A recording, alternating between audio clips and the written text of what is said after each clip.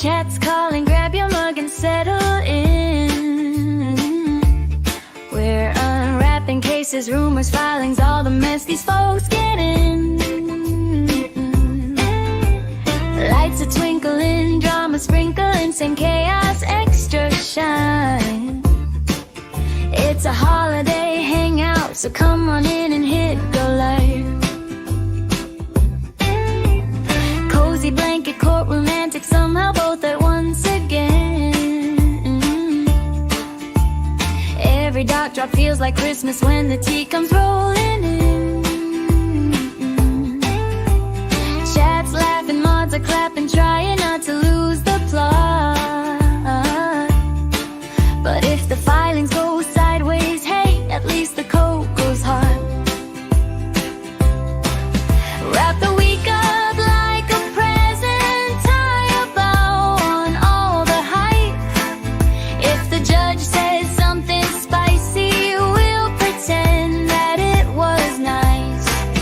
From the chaos to the comfort, from the hearings to the cheer. Pull up close, the stream is starting, it's our weird little time of year.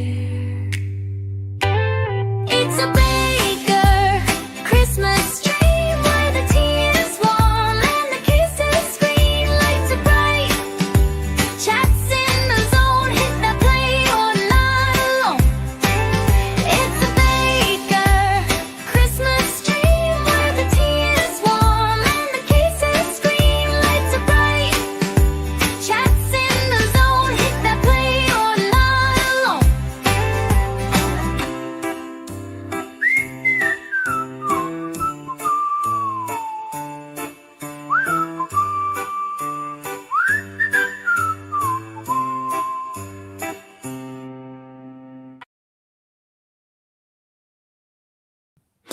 Good morning, good evening, good afternoon, wherever you are, whoever you are, and whatever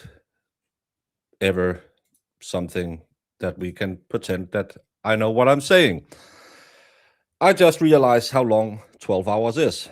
It's going to be a whole heck of a long day, but I got coffee, I got candy, I got all of you, and it's going to be fine. Halos and horns. Good morning. Hey, Kathleen. I'm right on time. Proud of me? Oh, thank you, Jessica Baum. Good morning, Kelsey. And thank you, Holly Mac, for being up early and setting an alarm. No, all the Jessicas will probably have to take a time out because they have been harassing Lefty on Twitter. I totally condone harassing Lefty on Twitter, but get some sleep.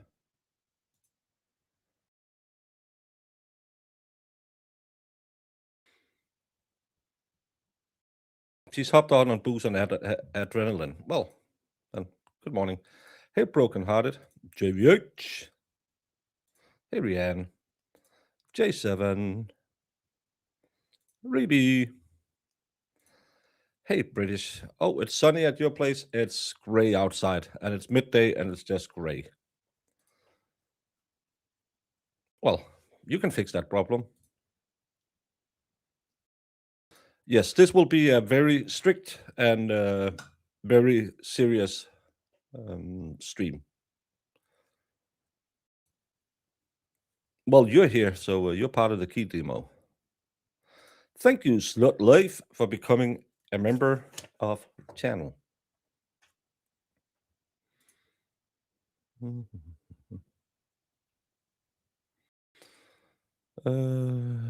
Hey, Annie, thank you so much. It's Christmas Day, not quite hellfish, and you should be in bed as well. Hey, Tessia, and Nikki, and Lauren. All that snow and we're sweating and out in Australia. Well, we have had 1 day of snow this year. Good morning, Tons of Food. 44% Swasia. Hey, Kelly Millie. I'm still bewildered that I was duped. Who duped you? I'm up 3 from yesterday. Who? Oh, you had 41 yesterday. Okay.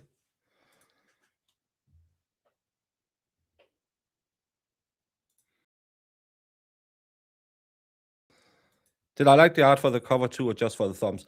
I've been running a little bit on gasoline, so I saw it and I thought it was nice, but I might show it later.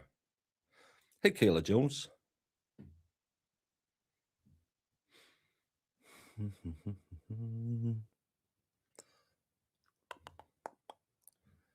You barely had a sip of coffee. Sue, good morning. So nice to be here.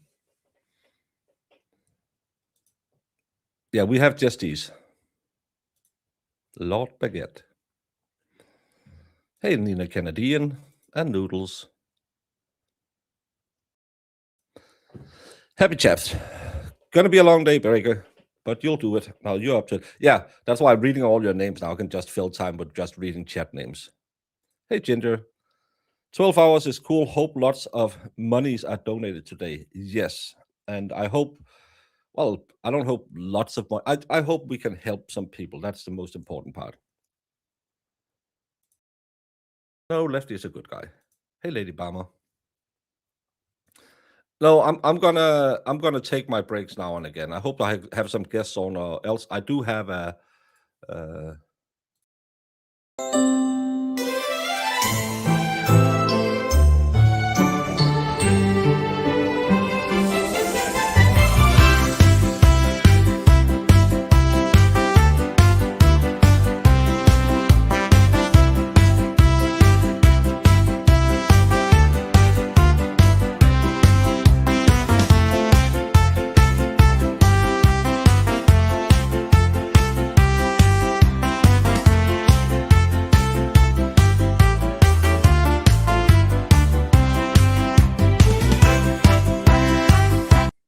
So I have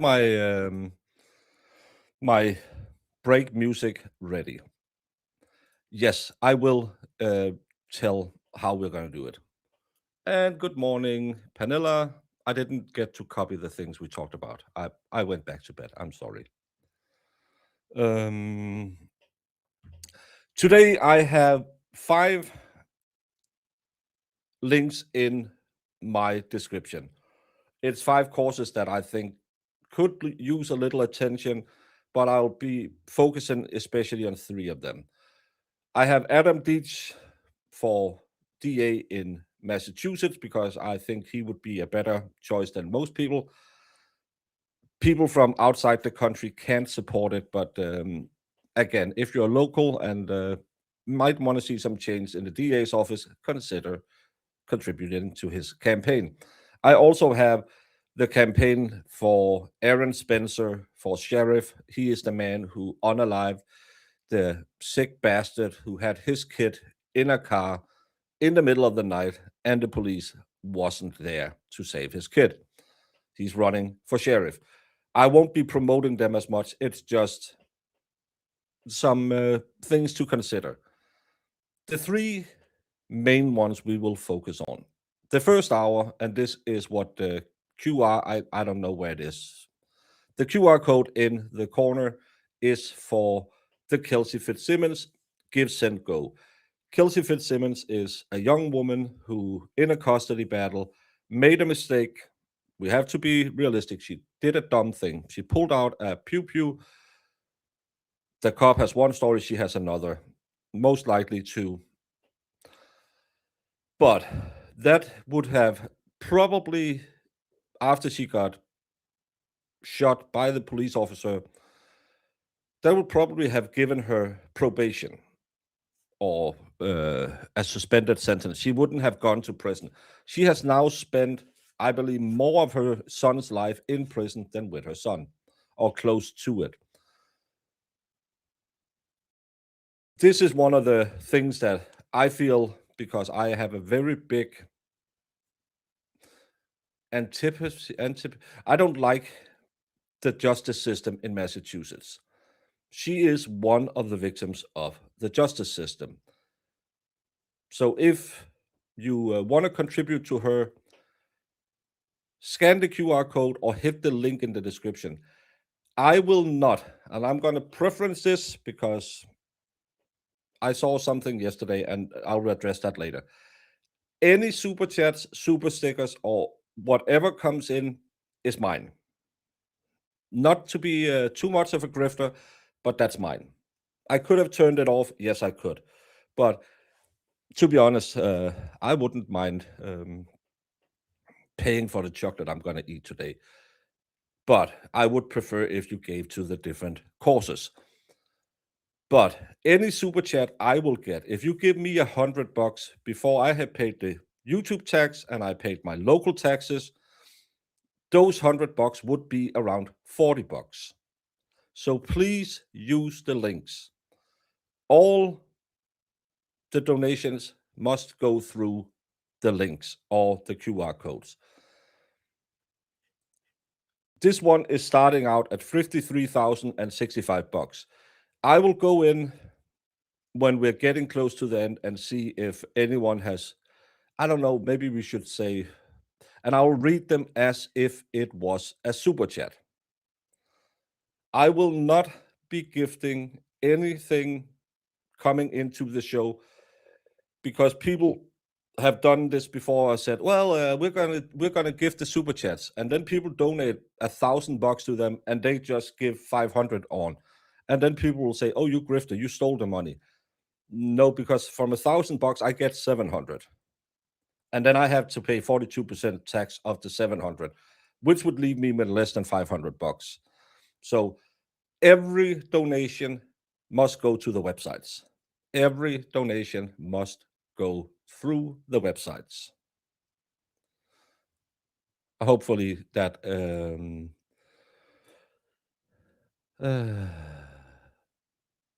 yes, I can do this. There is a Chiron now explaining that. So please be mindful if you want them to receive as much as they can. Donate directly to the Give Send Goes.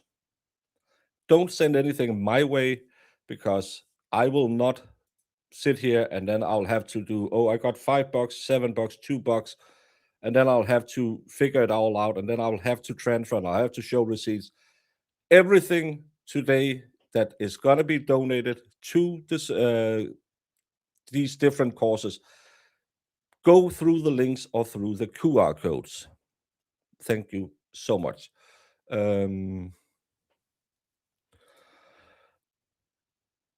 You're going to need some extra chocolate to get through this maritime, old timer. Well, I might be gray, but the wolves can still bite. Thank you, Purple Jesus.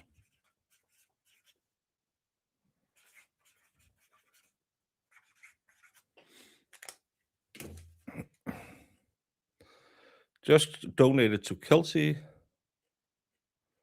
a lot of anonymous givers, but I'm gonna try and see who, what if any, and just try and keep it. Yeah, see, Baker, 12 hours. Broken Baker Fundraiser. We love you, Kelsey. Thank you so much. And anonymous giver, all the best of luck. Oh, thank you all so much. Yeah, we can do it that way, and then I know what to read if anyone puts anything in there. Don't make anything crash.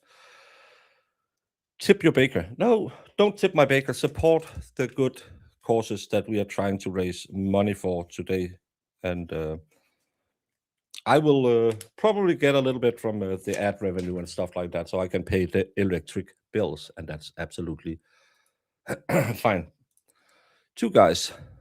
Wakey, wakey, hands of snaky. Yeah, keep it off. Also, tip the Gives and Go people, they don't take part of the dollars. I think they take like a small percentage, but it's not as much as YouTube.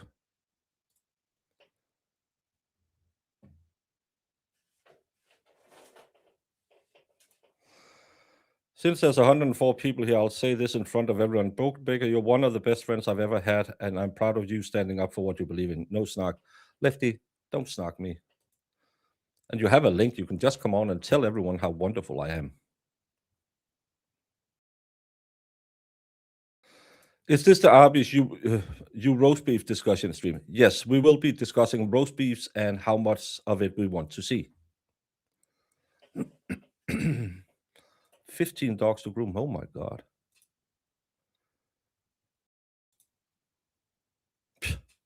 As if. But that's Kelsey Fitzsimmons. And the first 4 hours will be her QR code in the corner. So we have 4 hours with her. When those 4 hours are done, we're going to go to probably the best human being on the planet I know. This is Valhalla Awaits. Some of you might know him from being a co-host doing the Karen Reed stuff on my channel. I have him on some nights when I'm streaming. I do Friday Night Live with him. Valhalla is the best person I know. He's the guy when I was 2.5 hours delayed coming into Tennessee this year. He was still outside of the airport waiting for me. So he's a friend. He's a giver. He's a former veteran. He is sadly tied up in an 8-year probate case. And let me just read it because you probably don't know his story as well as the other two. Hey friends, I'm Valhalla, and today I want to share a deeply personal journey with you all. It's been more than 8 long years since my dad passed away, leaving behind a small inheritance that we were supposed to receive after his estate went through probate, a process that was always more complicated than expected. The story of how this case unfolded is one filled with bureaucracy, missteps, and delays. The courts finally terminated the probate for want of prosecution last year, meaning there's no going back now. We have to start all over again from scratch. My heart sank when I heard the news. It felt like a punch in the gut after waiting so long. But here's where you come in. You see, while my family and I are expecting a modest inheritance, we don't know how much yet. We need to act fast because time is not on our side. And that's why I'm reaching out to you all, friends, family, fellow crowdfunders, and strangers who believe in the power of perseverance for help with something incredibly close to my heart. I've consulted a lawyer who believes they can reopen the case for us, but it comes at a cost. We need to raise $7,500. This covers their retainer fee and ideally all billable hours needed to ensure justice is served for my dad's memory. I know times are tough right now. Believe me, I get it. But if you could find it in your heart to help us with just $5 or whatever you can spare, it would mean the world to me and my family. Imagine finally being able to close this chapter of our life after almost a decade. Let's make one thing clear. This isn't about the money, it never was. It's about dignity for an old man who deserved better, fairness and justice, and ultimately, closure from years of anguish over unresolved issues with my dad's estate. So if you're willing to help us turn what has been a decade of waiting into something beautiful, the chance of closure, and maybe even some long overdue inheritance money, please visit our crowdfunding page, link in my bio. Well, we're here. So this is Valhalla. He was on with Hellfish on Thursday night for We Are Resilient, a veterans podcast. Thank you so much, Miss Garbage Brain. But will there be any word games during break? I don't know if I can run it through this program. Never tried it, but maybe I could take an hour nap and you can just play word game. But this will be the focus on the second hour. Valhalla is probably the best guy out there. If you want no drama and you just want a nice guy, this is the guy to go to. Broken Baker Fundraiser, we love you, Val. Thank you so much. Oh, sorry for missing the news until now. I saw Baker's thumbnail with Valhalla. What's going on with Valhalla? Lots of love to you and Mrs. Valhalla. I hope it gets resolved this time. Thank you both, Nora and Julia, for helping. And of course, the last 4 hours will be going to Aidan Kearney, who we all know some love him, some don't, but still, he is right now fighting the system in Massachusetts. Turtleboy, I was on with him this morning.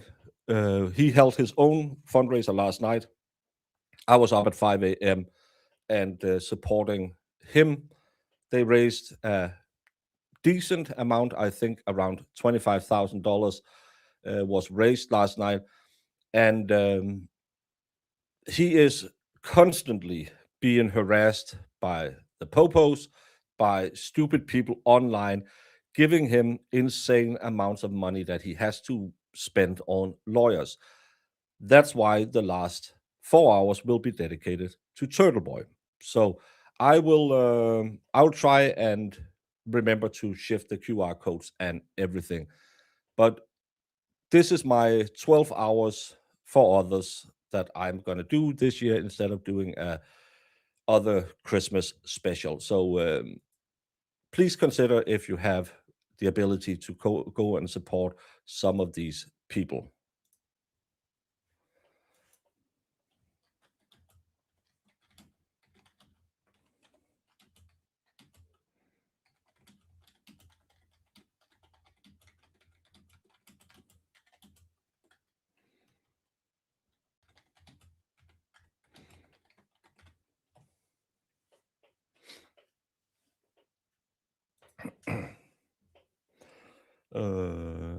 Valhalla is the goodest guy. I have met no one else on the YouTube with as kind of heart as Valhalla. I met some good people, I met some really bad people, but I have never met anyone as kind as Valhalla. Hey, jerkface. Thank you so much, Kathleen.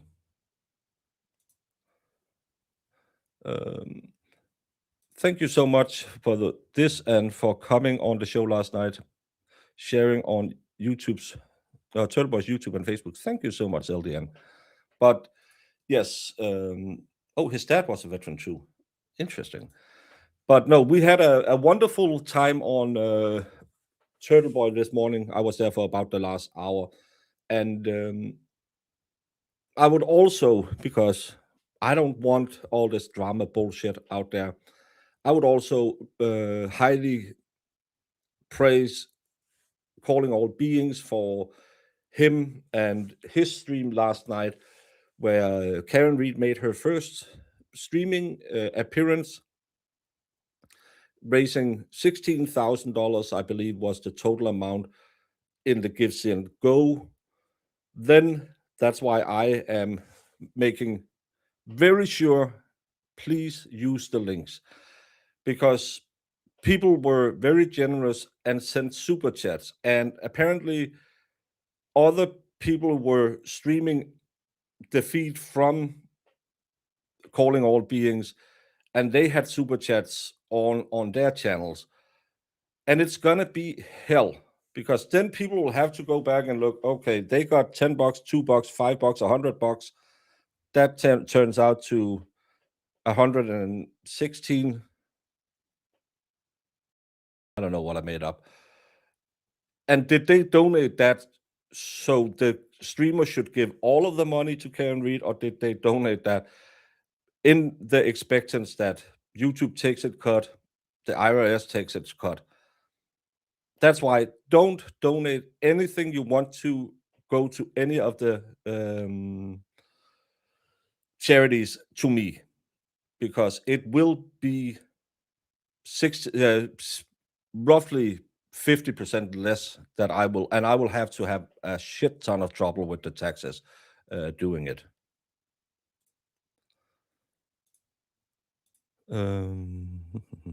Does it tell you how much we raised? I have the starting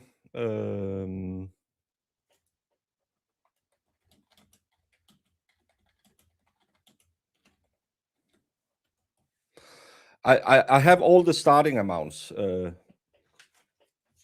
and then we'll tally ho later. I'll probably at the end of every 4 hours we'll probably check in at different whenever I don't have anything to say. But Kelsey started out at $53,065. Val is at $57.60. Aidan is at 314,997.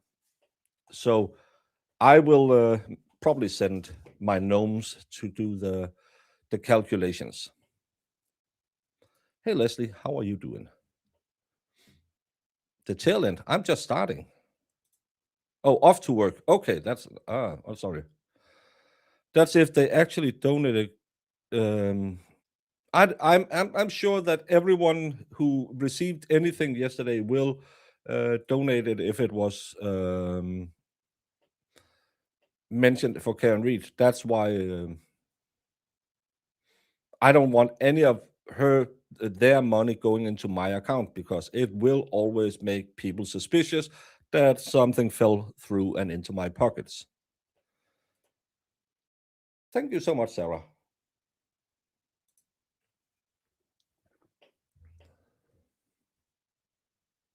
Did someone say Winosaur was here?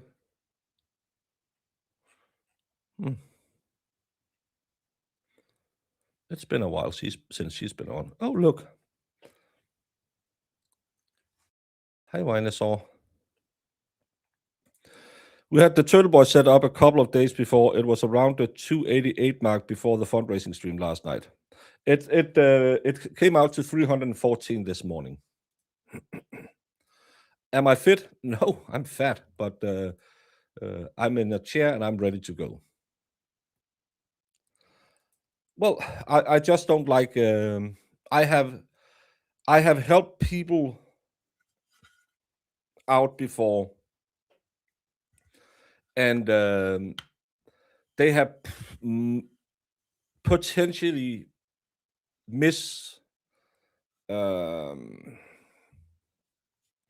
potentially taking advantage of some of these fundraising things, and that's why I don't want any of the money. I want it directly. Someone else reached out to me and say, "Can we help this person?" And I said, "It's a Venmo link. I will not be promoting a Venmo link because it's not any.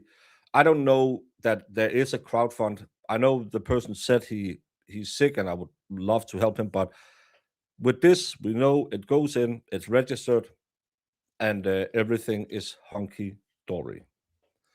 Hey, Bamber. Thank you, Laura. Good morning, Cowbell. I hovered over that fundraiser when Karen Reed was talking. That was weird. I hope it was a wonderful stream. I woke up to go on Aidan's show at like 4:15. I saw she was on, but as I stated before, I wish them all the luck, but I couldn't support that fundraiser because of the guests they had on and how they have acted towards people who have been nothing but generous towards Karen Reed. And that's a shame that we are now in a divided community, but it's also the reality. So I didn't want to hang around. I hear she gave thanks, and that's good. But I couldn't. I sadly couldn't support the fundraiser. I promoted it, but I couldn't watch it because of the people they chose to have on, because I don't believe that they have acted as good community members. I think they have actually tried to destroy a community that was very supportive, very helpful to each other, and that's why I couldn't be there. Had a julefrokost last night, so I might sleep through some of it, but I plan on having the stream on all day. You didn't call me? Normally you'll call me when you're drunk.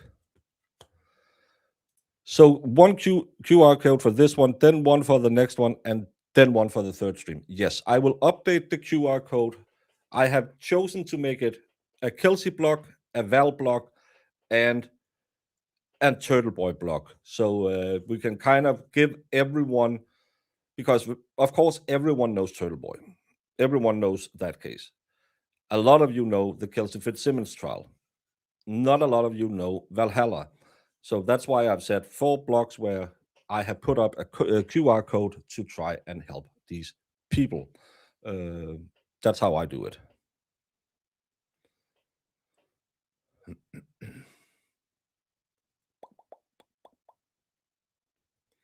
Did I miss something?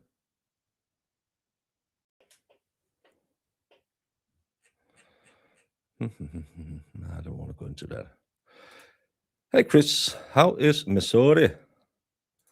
Thanks for doing this. Well, I'm gonna pay the price probably, but it's fun. It's something we can do.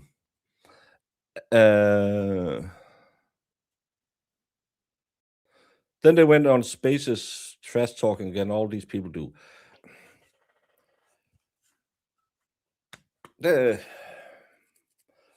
If this is what they want to do, let them. I am of the belief that if you are negative things will happen to you. I try to do this in the spirit of Christmas, trying to help out, trying to have fun, trying to give people a place to hang out, come back, go around all day. Hopefully, I'll have some guests on. We can have some fun, talk about whatever. I'm going to build some Lego. Sadly, I don't have a printer, but Pernilla had the greatest idea. She had like a sketch of a Lego man, and I should paint my guests as Lego people. I wish she had gotten it to me before so I could have prepared it, but that was a really good idea. But she sent it to me, and then I went back to bed because I was up early and I have a long day. But there's always a paddle around. So yes, I really liked it. My apps looked amazing. I wish I could see them.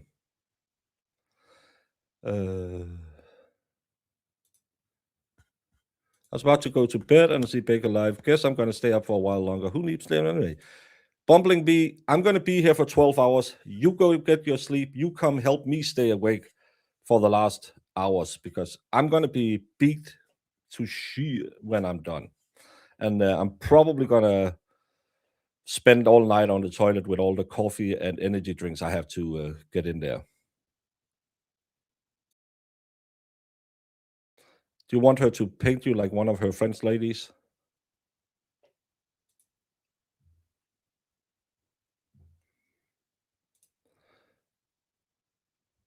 Yes. As body doubles for excellent causes. Hey, Lucy. Oh my. Oh my.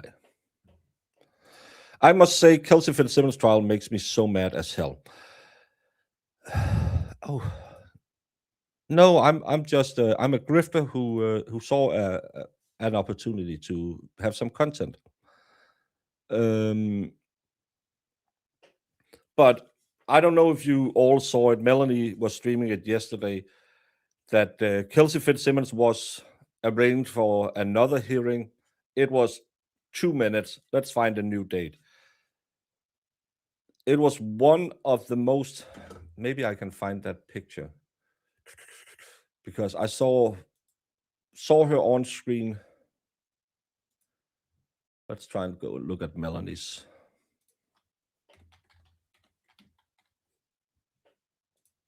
And find that picture because my heart broke for her when I saw this picture yesterday.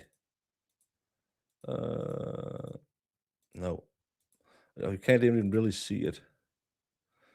There's only one other person, and I don't want to give them the. Oh yeah, you can see it here. I just don't want to give them the click.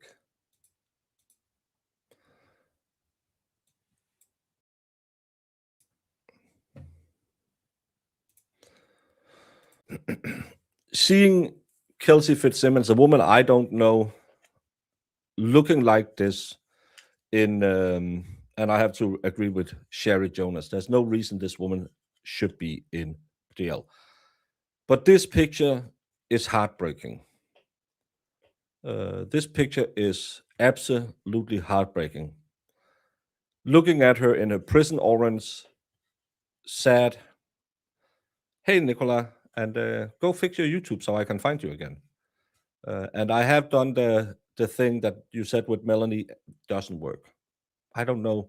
You are just the one that won't ever come back. I don't know why YouTube hates you.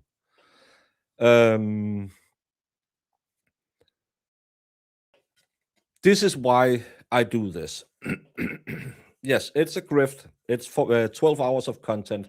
I'll probably get a lot of views during the day, and I'll get to meet with some of my friends. I get to hang out with all of you cool people, and that's good. Of course, it's branding my channel as well, all of the grifting stuff. But the background for all of it, and of course, everyone go sub to Melanie Little if you're not already. A wonderful, wonderful streamer who is a real lawyer. I'm just a real baker. But these are some of the cases you come upon. I cover trial coverage. I see a lot of stupid cases. I see husbands pewing their kids. I see wives stapulating their men. But sometimes you get cases that stays with you. And I have been doing jury duty for the last 16 years in Denmark. I don't know what case I'm covering when, because it's it just I've seen all of it. I've seen murder cases. I've seen petty theft. I've seen aggravated assault. So you need something that'll really kick your brain in. And this is one of those cases because there's a very young child involved in it as well. And when you know how important these first years are for the child's psyche, having that connection to its mom, because at the age this kid was removed from his mom, and it's still at that stage where it can't define the world as an individual. It's still a part of mom, and mom is just ripped away. And now this kid has had just about as much time without his mom, or even more. I haven't done the math, but it's around the same time without a mom. This woman who went through hell first, having postpartum, now is going through hell again. And not only hell that her kid was taken away, that happens to a lot of people. She was pew-pewed twice. She was in hospital for 60 days to try and recover. She's in a women's prison. And I know we have to be PG on YouTube, but where they let Transformers run around and threaten her because she's a cop. This is injustice. This is injustice. That's why I am putting her for the first 2 hours. Look at this face and say, well, fuck her. She shouldn't have pulled out a weapon. She shouldn't. We are all in agreement. I have heard no one who said, well, that's fine. You can just juggle 6 shooters around police officers.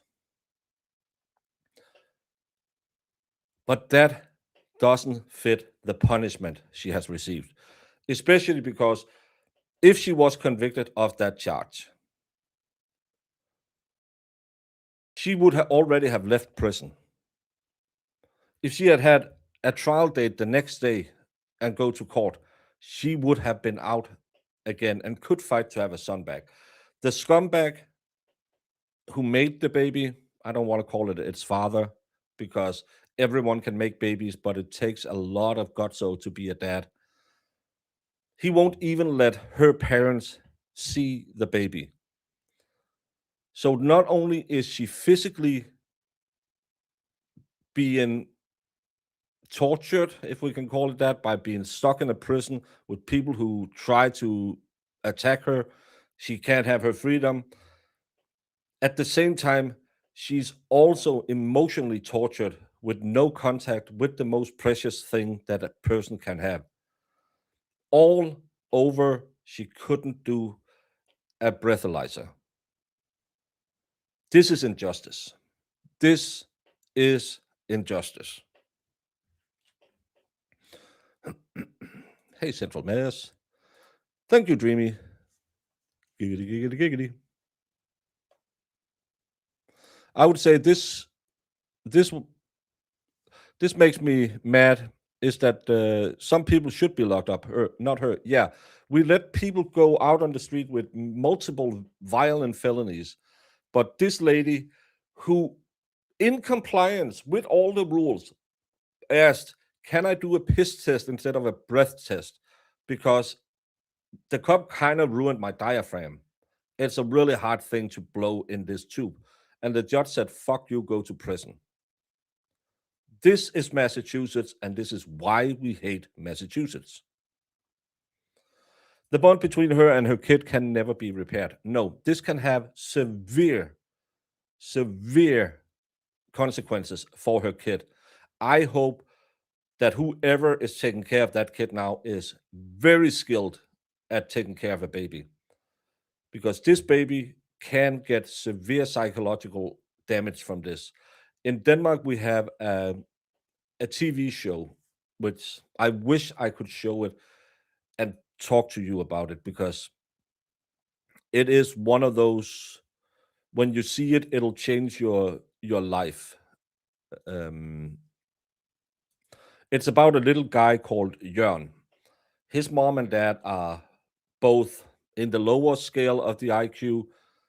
It's back before everyone got a diagnosis, but they are probably they're very slow people. So they are put into like a assisted parenting house where people can go and they can help them, teach them how to become parents. Thank you, Ginger, for giving a pear character excitedly stretching his arms forwards to a cup of coffee. I am gonna need that at some point. Thank you so much. Um, this is making my hormones go off. Jessica, relax, or Lefty will have to come by and fix that.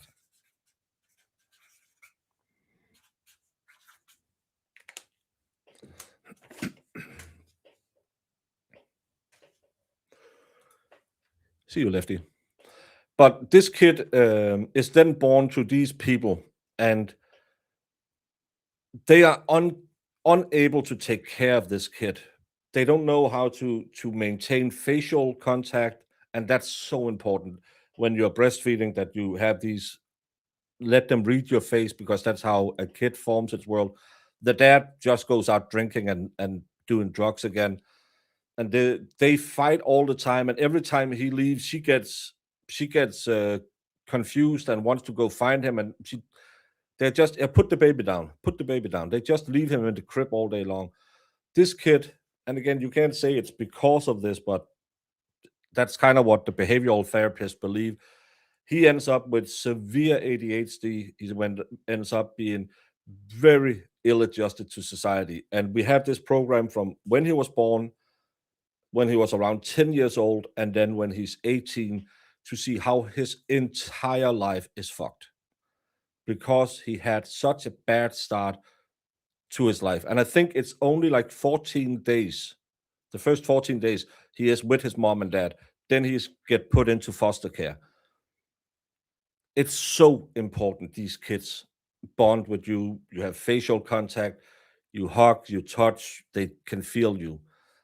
And this is what makes me angry about the Kelsey Fitzsimmons trial. That's really, really. Um, it's not the, well, there's just one victim here. There's multiple victims in this one. You will need it for sure. Cup of coffee. Bless you for doing this. No, bless you for showing up. I feel like his family has a lot to do with this situation.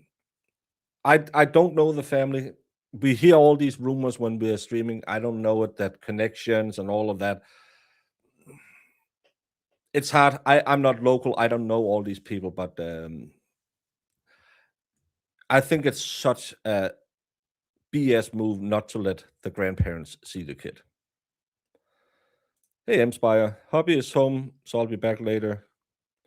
Thank you. Poor thing, I saw her. My heart breaks for her. Yes, this is, these eyes, when she looks at you, you can just tell her soul is broken. Hey, Beats Girl. My pleasure. Oh, the mothering ones. Oh. Someone is going to end up pregnant with all these justice rants. Down, girl. Down, girl.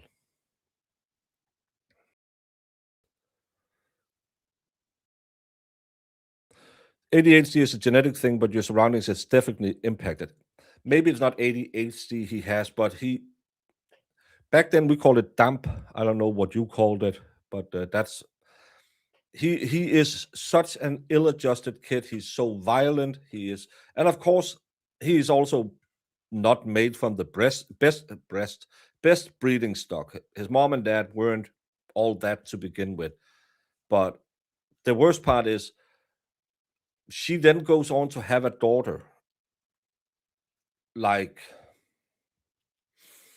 maybe 8, 10 years later, she's married an older guy. She's settled down. She's still not that smart, and she wants to have another kid, and that kid gets taken away from her as well because she just don't have any mothering skills. She doesn't understand that she has to set aside her own personal needs. She just don't get that part of it. But that kid luckily grew up was normal. Well, I am a protective dad.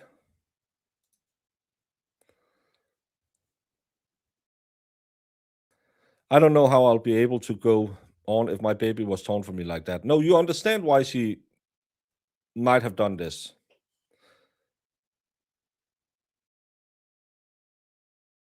Dads are great, but they don't fill the same shoes as mama, especially not in the beginning. You all know I have had baby Baker last year. No, the previous year. Oh my God, it's already 2 years he's been on this planet. Um, do I fix fridges like Turtleboy? No, I discipline bad girls. But you can tell this shift has come now when he was around a year old, where mommy wasn't the important one, daddy was the important one. But until then, you couldn't take him away from his mom. She was everything.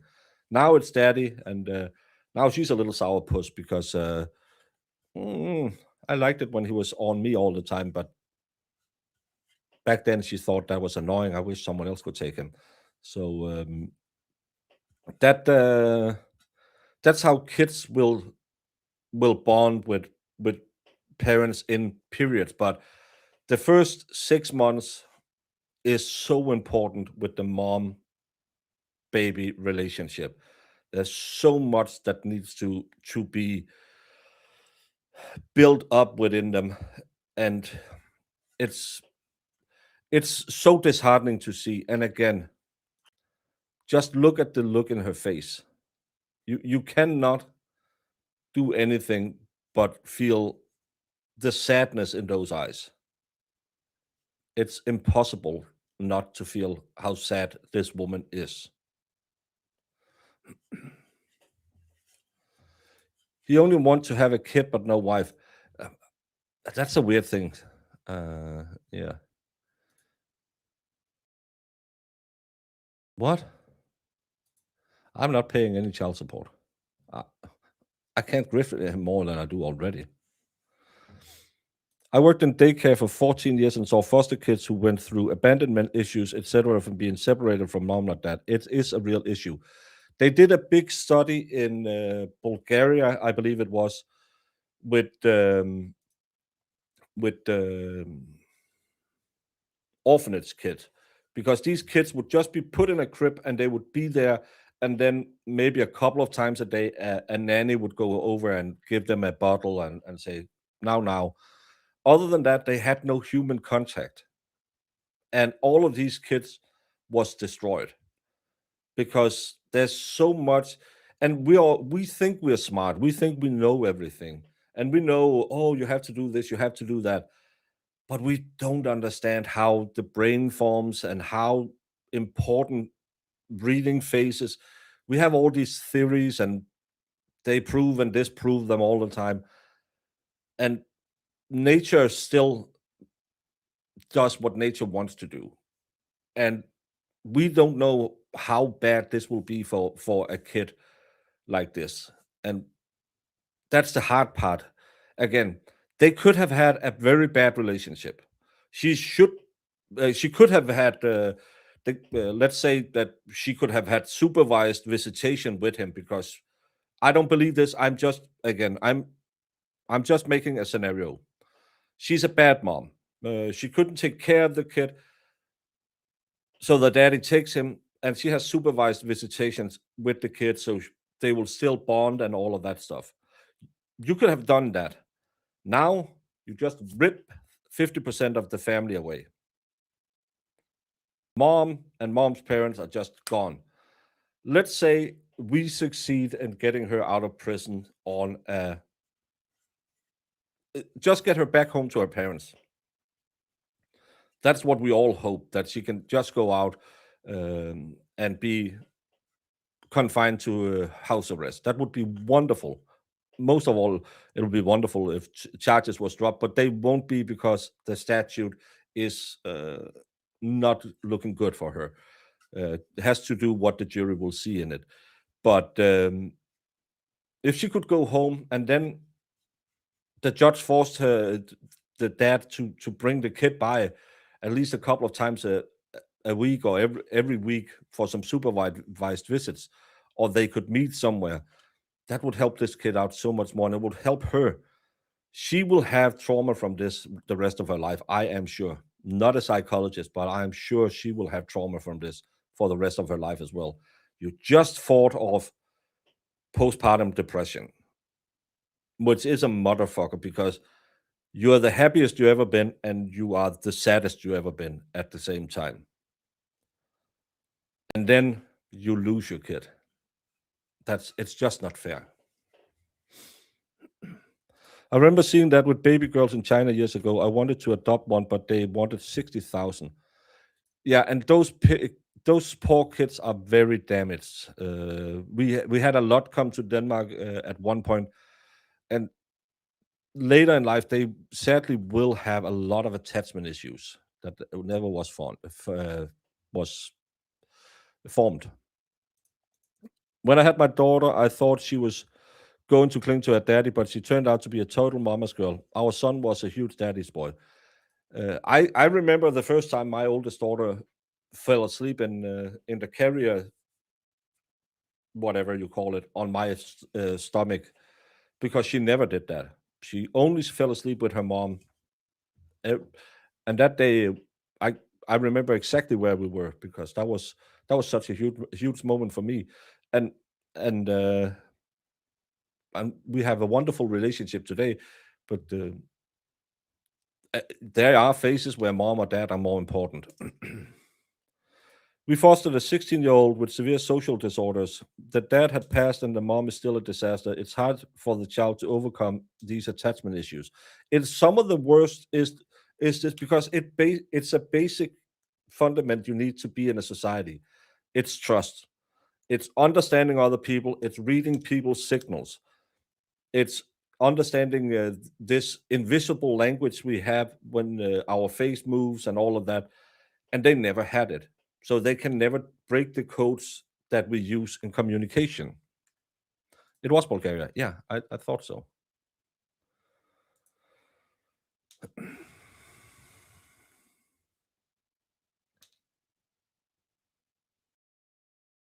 Yeah, especially in the very early stages. Don't give them the iPad treatment. It was a horrible, horrible study. Oh, I have so many thoughts on their relationship. I bet you do. I bet a lot of all of us coming. PTSD incoming. Postpartum is a monster. It is. The nature-nurture relationship and impact will be forever debated. Yeah, because we can never, if you want to call him God, or you want to call it karma, or you want to call it the celestial turtle, there are some things that we will never understand. We will never, ever understand whatever is. We think we are so smart and so evolved, but there is things that you just can't understand. And you can call it it's God's will, or you can say it's nature making evolution, or you can say, which is the correct way, is because the celestial turtle shifted its shell, and that's why something changed. But we will never ever understand what it is. We can understand basic ideas about it, but we will never understand all of this completely, because what's the saying? God works in mysterious ways. We will never ever find out everything. We think we are so smart, but everything you know as a fact today will be disproven within, I believe it's 90% of it will be disproven within 10 years. Oh, and by the way, look, I got a new t-shirt. It looks like it's going to be a little snug, but I got a Buckeyes. Thank you.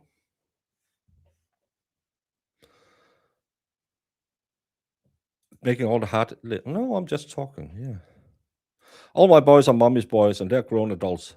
Moms will always be special. I lived in China for 18 years, and I can tell you many, many children, even with parents, don't get the care they need when they are young and have big issues when they get older. I remember seeing a documentary from China about a village that had a lot of AIDS in it. Not most likely because the doctors didn't change needles and stuff like that. So there was so many of the people who were infected with AIDS. And one of them was a guy whose wife had died from it, who had, did he have six? I think he had 6 kids. And one of them was this little, beautiful little girl, the most precious little thing, maybe 2 years old, who was born infected. And he was so sick, he was just in bed almost all day long. And she was just wandering around in this shitty little yard outside of the house, no toys, no nothing. And she was in this, do you call them onesies, that was opened in the bottom because they couldn't afford diapers, so she just, whenever she needed to. And yeah, sometimes your heart breaks. J7's mom says, love to the chat, and also, what is a chat? Hey, J7's mom. A chat is a hell of a place to be. Don't come in here. Your daughter is cray cray. Oh, thank you. I'm just, yeah. Hey, Caddy Davis. Good morning, Merry Christmas. Thanks for supporting Kelsey and Turtleboy. Did you see her hearing yesterday? Just awful heartbreaking. Yeah, I've been showing this picture to just catch the mood I got from her yesterday. It was horrendous. And just for a 2-minute, yeah, we're going to find a new date. This woman needs to get out. Put her on house arrest, for God's sake.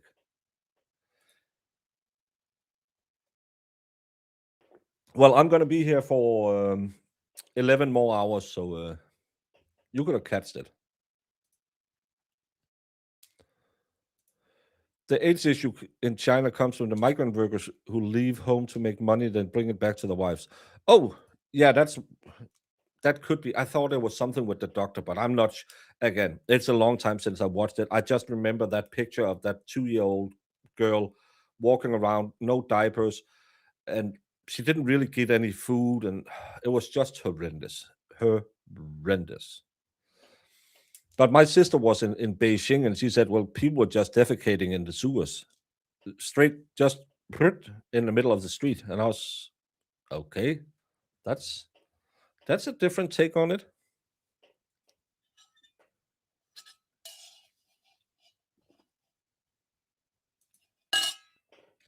Hey, Songbits, how are you doing?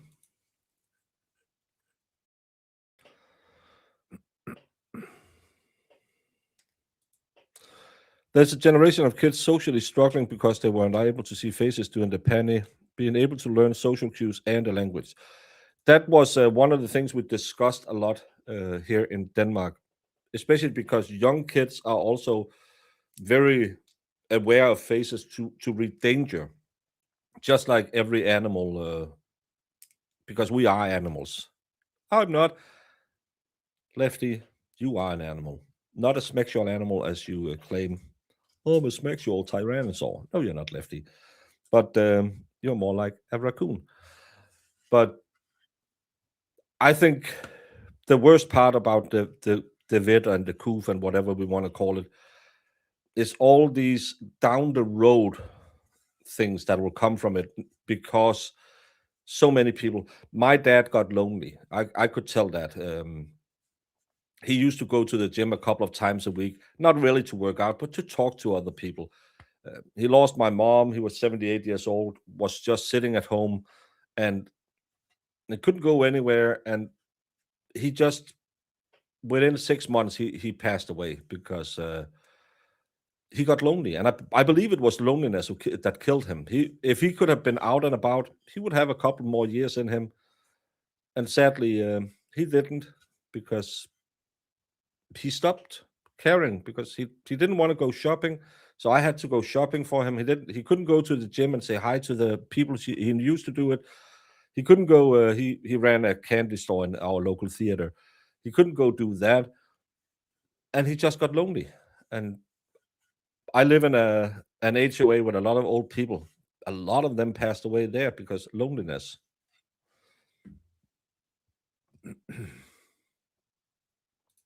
That is a Predator reference. Yesterday, when I said to my girlfriend, I'd like a little, and she said, so would I. Hers is as big as a house. Don't get me started.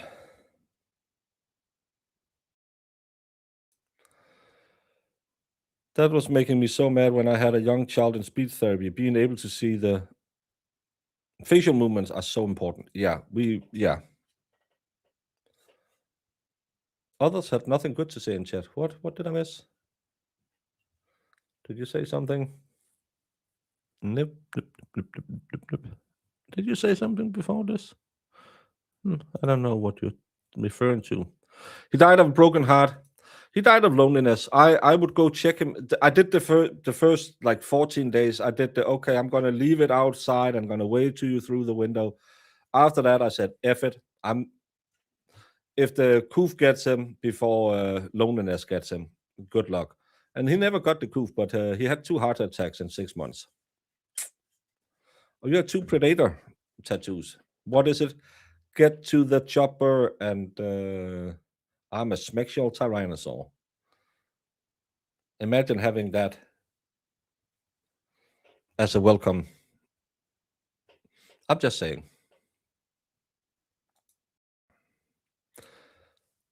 Boom. Being totally alone is depressing, especially when family love is only a city away and can't be bothered by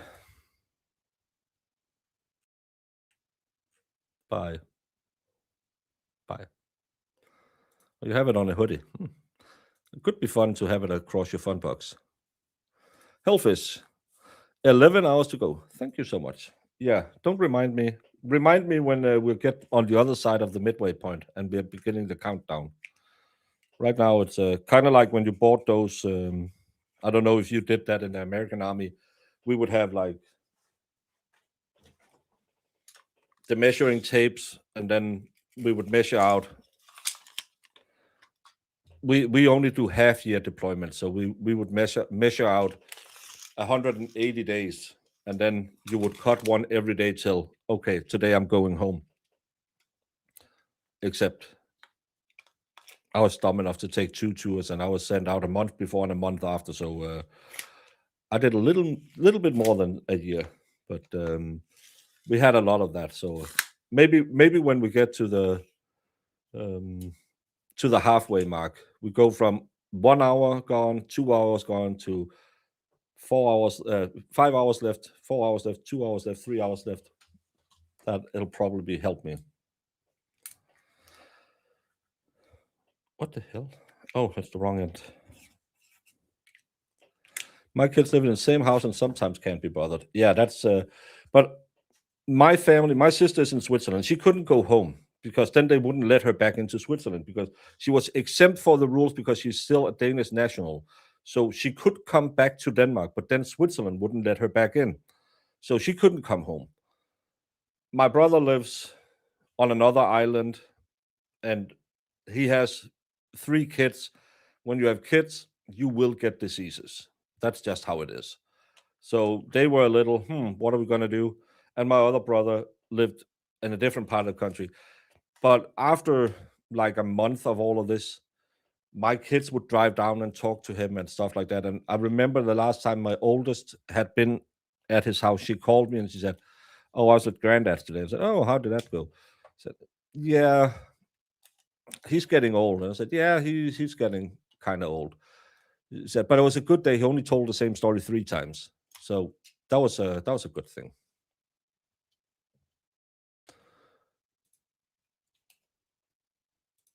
No, no, no, no, no, no. For the life side model, they can just look at the baguette. Mads, did you hear? I was found out yesterday. Did you know my name was Mads as well? Big surprise. Was it 10 years running that Mads was number top 3 in Denmark? Hey, Al Dente.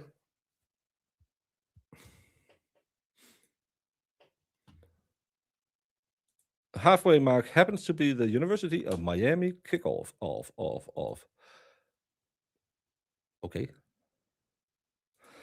I have to pop out and be back in around 2:30, but well, go enjoy your day. This is the good thing about going for 12 hours. You go do what you want to do. Come back when you want to do it, and we'll have fun. Minus all, get some sleep and stop drinking so much. I bet you were the one singing snaps, snaps, snaps, the haps, haps, haps, nu skal vi have snaps. Yeah, you were that girl.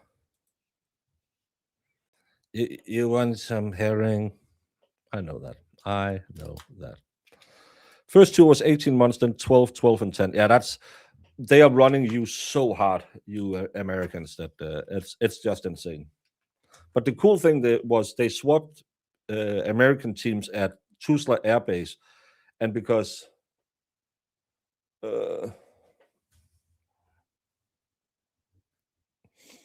you can't really see it, but as you can see, my private no, can you see those green little things in the top corner? Oh, look at little baby Baker. Oh, that was my first year in school. But our rank pins were, it was just 1 bar. So whenever the new Yank teams came in, they thought that we were lieutenants because it looks like a lieutenant stripe. So they were going around saluting us all the time. That was fun. So my sister couldn't come home from my parents. My mom passed away before the coup. She was exempt for it because of it, but we have an American exchange student in Delaware who went home for my mom's, and she really wanted to come for my dad's, but couldn't because of the restrictions.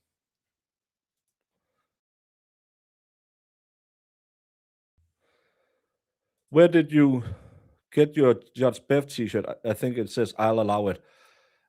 That was gifted to me by, I should be better at remember who gifted me stuff, but I was gifted that t-shirt.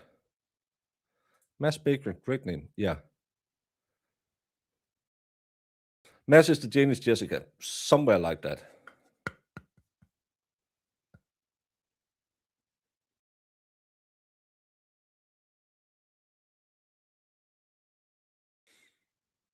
I saw the pictures. Oh, you 2 ladies are following each other on Instagram? No one follows me. Well, Vanilla does. And I never reply when she sends me messages. So now every mess gets hate mail. Thank you, Baker. Well, I did give them my last name too, so they could find me. How can they keep her in jail? They can because they don't care. That's sadly why they can do it. Why would you call her Mats? You probably call them Mats because it's weird. Madeleine.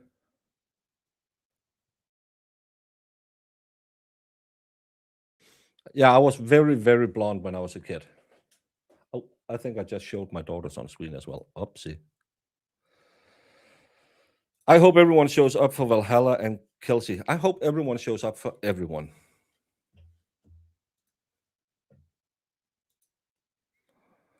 Oh, that sounds so horrible. So horrible. Just shared your link to the Turtleboy OnlyFans group. I hope this helped. Free can read and free Kelsey and free Turtleboy. Thank you, Joel. Oh my, OnlyFans. Oh my. It was me and Mr. MeatTube that had the T-shirt made by a friend. Thank you so much. Yeah, I'm so bad at remembering who people sends me. If they can spell your last name, they deserve to find you. Well, if they can spell my last name, they will find me. Yeah, but it's probably because her name is Madeline or something like that. Yeah, and this is how people will pronounce it in English, but there's no D in my name. It's the silent D that's the deadliest.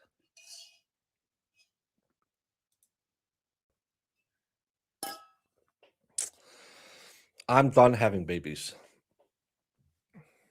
I don't want to have that trouble again. I just had a grandbaby. I'm too old. I'm not going to be like one of these rich millionaires whose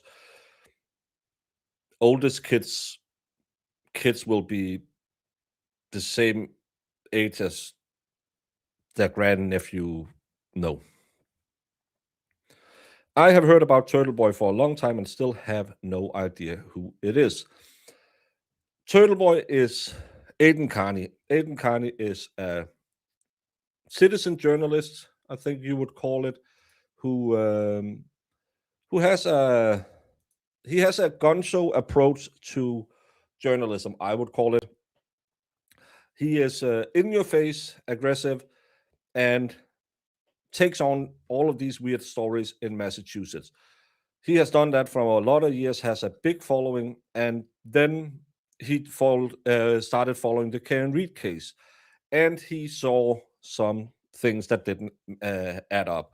So he began covering it, and because he has this kind of a hard-nosed approach, he asked some of the players in this case about some of the questions everyone has been asking, and they have then filed witness harassment suits because Massachusetts has some really stupid laws that is overly broad and very, in my opinion, unconstitutional. But he has then been charged with multiple counts of witness intimidation, and they keep rolling. Some of the witness intimidation is him just saying cup killer at a lacrosse game. Funny enough, and I just remembered this yesterday when I was on his fundraising stream, cup killer was a line out of Ice-T's album. It's from 92. I can't remember the album title now. But because he was yelling cup killer, people were trying to ban it, and it was deemed that no, this is First Amendment protected speech. You are allowed to just say the words cup killer. There was a civil suit tried against Ice-T with a wife who claimed that her husband was unalive because of Ice-T's song, and the judge says, no, he was unalive because the guy who did it was an asshole who had multiple other felonies than just this one. So this is one of those ridiculous things where First Amendment becomes harassment in the eyes of the people in Massachusetts. And he is right now facing 90 years in prison for being a journalist. Some people like him, some people don't like him. He's a little bit of a he can be a little bit of an a-hole sometimes, but I like him because I like a funny a-hole, and I think he is funny. Hey, Iron N2. Was it from Body Count? Yeah, Body Count album. Yeah, that's that one. Hey, Susan, how are you doing? No, but he's a main player in it, and and is now being harassed by, and that's the first 4 hours here is to Kelsey Fitzsimmons, who is also a victim of one of those laws in Massachusetts that I think is a little overly broad. I know why they have instated it. It's if you're just pulling out a pew pew near a cop, you are actually, it's deemed an aggravated assault. So that's is it attempted aggravated assault or something? But it's one of those where you think, come on now, what about the nuances in this? And it's the same in this one where they have some laws on the books in Massachusetts that's just so overly broad. But we're gonna focus more on Turtleboy, and I know he's traveling today, but we're gonna try and raise some funds for him later in the day. But the first 4 hours will be focused around Kelsey Fitzsimmons and her sad case. Should we see if we have moved the needle? 53,290. That's pretty good. We got $230. Anonymous giver, Kelsey should never have happened to you. Prayers and support. Kelsey, I want you to know there are so many people supporting you who sees clearly through the garbage lies that trash bag family spews. We fight for truth, justice, because without that, as you know, there is nothing. You have been chosen to endure this tragic and horrific experience. Only God knows why. But please know that you have good people out there watching, out here who truly care, who are watching. And on behalf of Broken Baker's fundraiser, we had that one, I think. No, we didn't. That was Anonymous. Anonymous sends hearts. Anonymous says, praying for you, Kelsey. Kathleen, Broken Baker. Thank you so much, Kathleen. Anonymous from Baker's fundraiser, praying for Kelsey. And thanks, Baker. Keep up the good work, Anonymous. And the Brigade for Kelsey. I think that's a decide. Baker, 12-hour Broken Baker fundraiser. We love you, Kelsey. All the best of luck. Kelsey, I hope you are reunited with your son very soon. Oh, that's, yeah. I think we got all the ones donated during this stream. But that's $230. Well, $225. No, $225.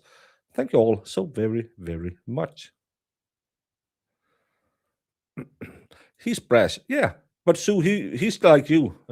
He's kind of a douche canoe sometimes. But it's the illegal BS that brought the police to her house in the first place, and the refusal to bond her out. Yes, that's what makes us angry. Hey, Sammy, how are you doing? Can I ask what your paddle says? Baker's Batty or Baker's Paddle?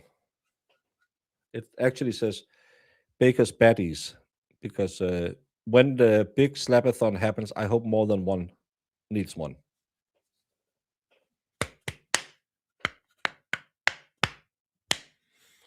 Thank you, Songbird. Songbits.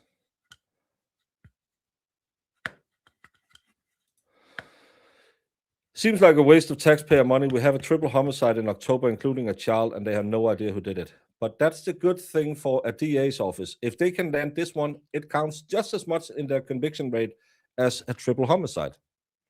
It's all statistics.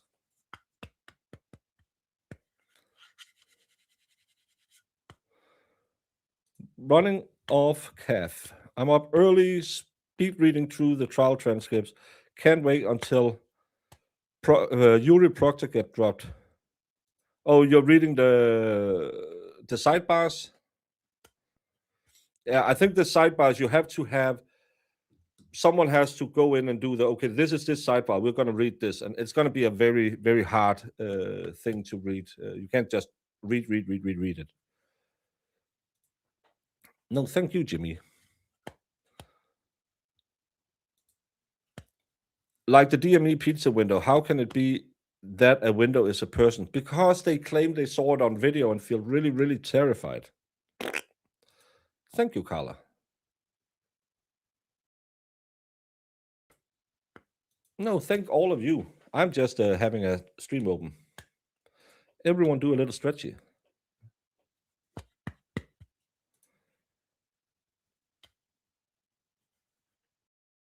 Hey, Tommy boy.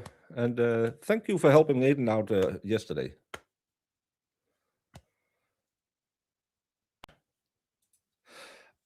I did see parts of it, but I read it myself, and yes, I was actually thinking about maybe reading it today, but I don't want to be yelling all day long, and I got really mad when I read it.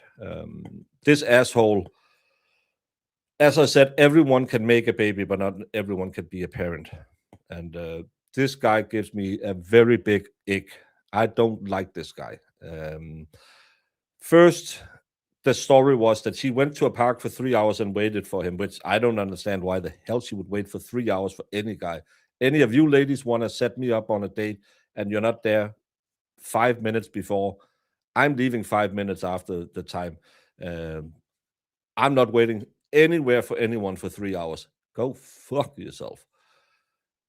But then the entire narrative that there's so many things wrong in this. They go to her house to take the baby. Fine, that's what happens in custody battles, in social blah, blah, blah cases.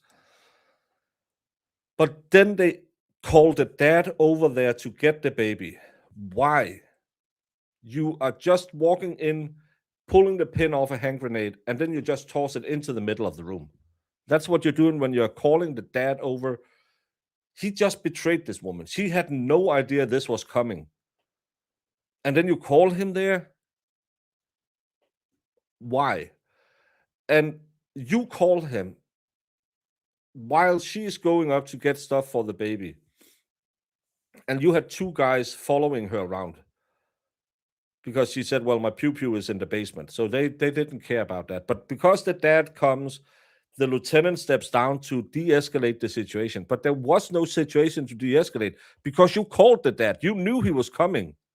Why do you need to send a guy downstairs to take care of it? That's the thing I don't understand in all of this. It makes no sense. You knew he was there. You knew he would be showing up there. So why does one person leave her and go downstairs to take care of a problem that doesn't need to be taken care of? So she's alone with one person when she does what she does. And why does the person who ends up pew-pewing her lie about what happens? She jumped behind the door and came out with there's no door in that room. All of this is because Massachusetts is the home of the worst police in America. It's absolutely horrendous how they build all of these cases because they are shitty cops. Sorry. I started yelling. I didn't want to yell.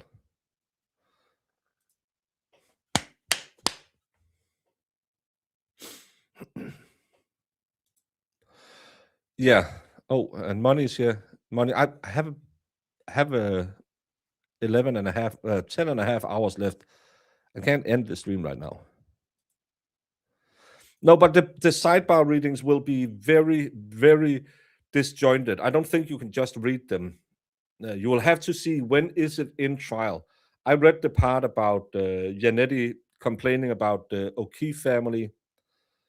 I thought that was kind of funny because remember when everyone said, "Oh, they had to put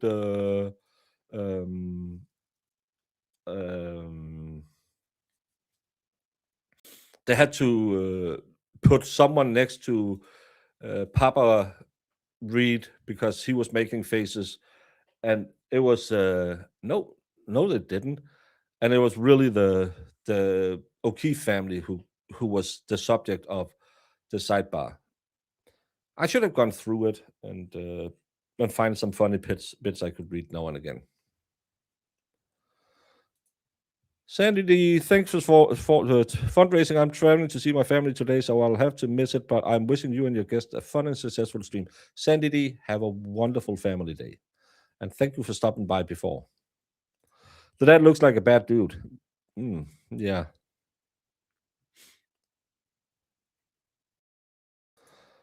The dad should never have been called to show up. No, it makes no sense. Why would you call why would you call a can of gasoline to a fire? It makes no sense. In my opinion, they wanted to plead out. She likely would get probation, but she won't because innocent and would ruin her career. So lock her up. Outrageous. I think that's a very highly likely scenario. I made black walnut fudge and no one to help eat it. It wakes a person up. That sounds like a lot of sugar and a lot of. Hmm. It's the whole trial transcript with the sidebars mixed in. Emily C is going through it. Yeah, I know Emily will do a wonderful job getting through all of this because she's so good at making all of these. I don't do characters well. I don't. I don't like playing characters. You never ever see me do that on my streams. Remember, if we reach the Valhalla goal, Twisted Tragedies will be running my show for the last 4 hours. But I don't. That's why we need people like Jimmy and Emily and all of these people who can play pretend. I don't do that. Hello, Lollipop.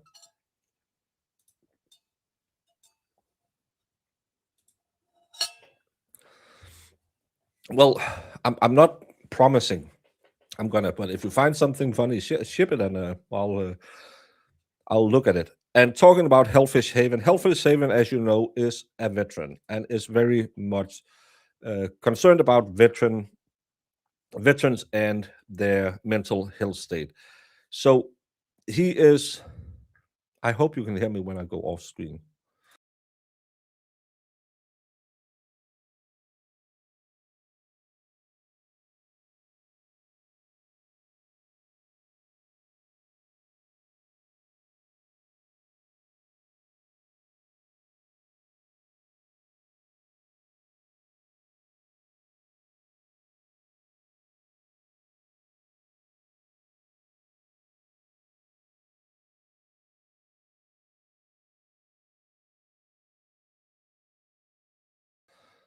Thank you, Hellfish Haven, for being a good buddy to the veterans. Lefty, go to bed. I've been listening. You need more chocolate. You need to get some sleep, or I'm going to send all the Jessites over to you.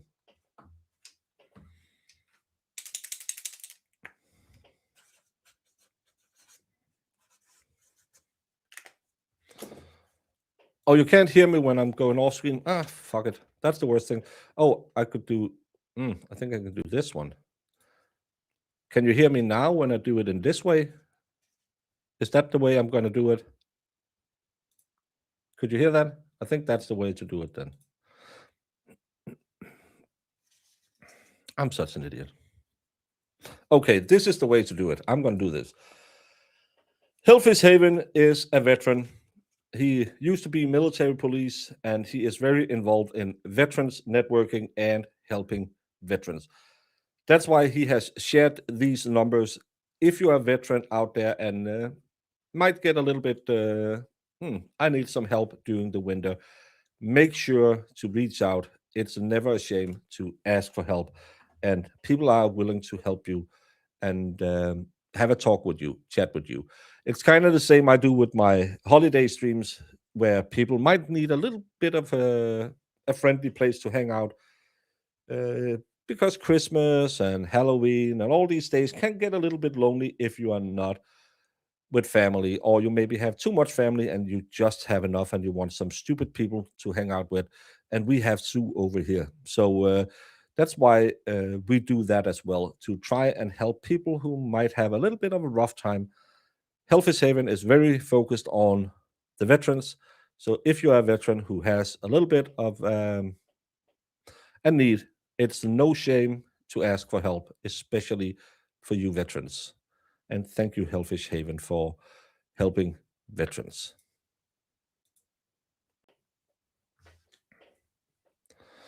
There is never shame when you need help with your own game. No, it's absolutely fine.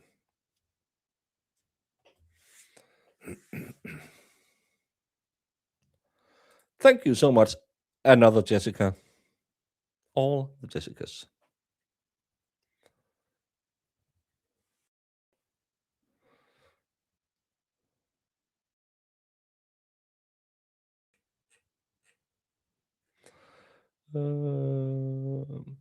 Holiday is depressing for many of us. It is depressing for some of you, but that's why you No, that's not why you. That's why I choose to spend some of these holidays streaming for you. I'm gonna do it on the 25th as always. I'm gonna go for a couple of hours. I don't know, paint a funny picture, yell at Sue, do all the stuff I normally do that people love.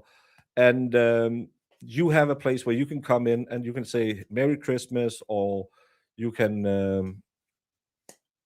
do whatever you want, because some people just, again, other people will have 45 people at their house and just want to kill every one of them. That's why we have Sue, so people can come in and yell at her because she likes it.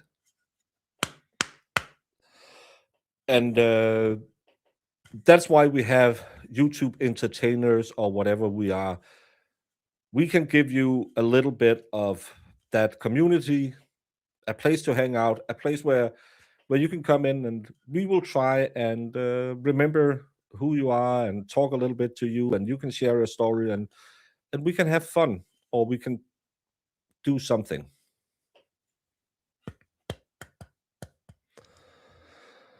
Praying the SJC returns with the right decision before Christmas. I don't know if it's looking good before Christmas, but I hope so. I hope so.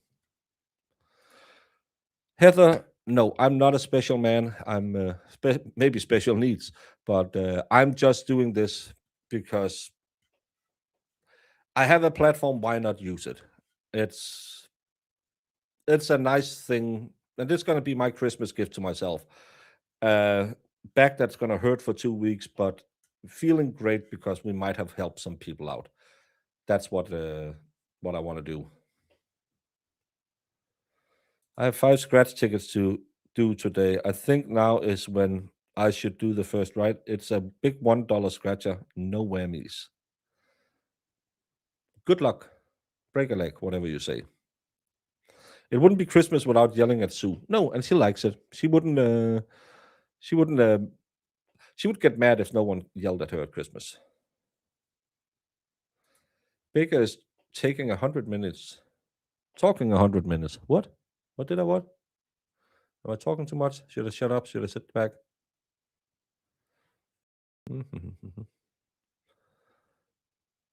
What is the next Lego set? I was actually about to ask what we should do as the first Lego set.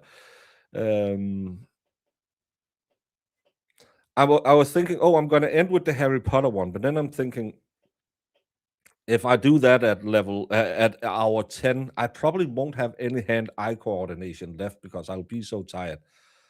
But then I thought I can put 4 things in a poll, and you can decide what we are going to start with. Let's get to some Legoing.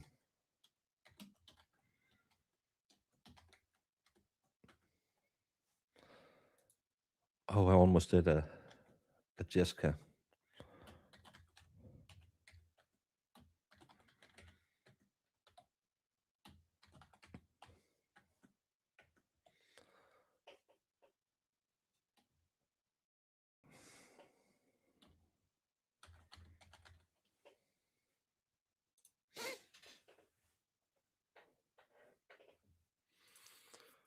Well, Kathy, I'm glad that you have these chats, and know that it's very appreciated that you stop by us, and I'm glad we can be a little part of your community as well.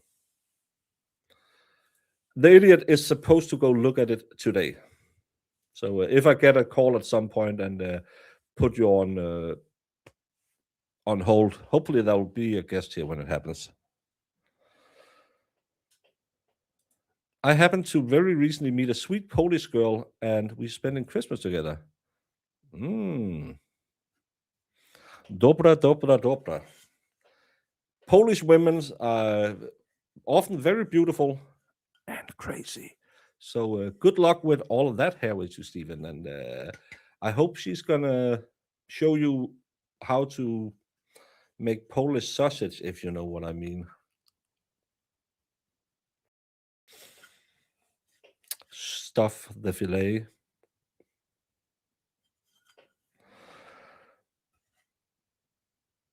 Or maybe just give you some good, wholesome Polish home fun. Polish food is quite good.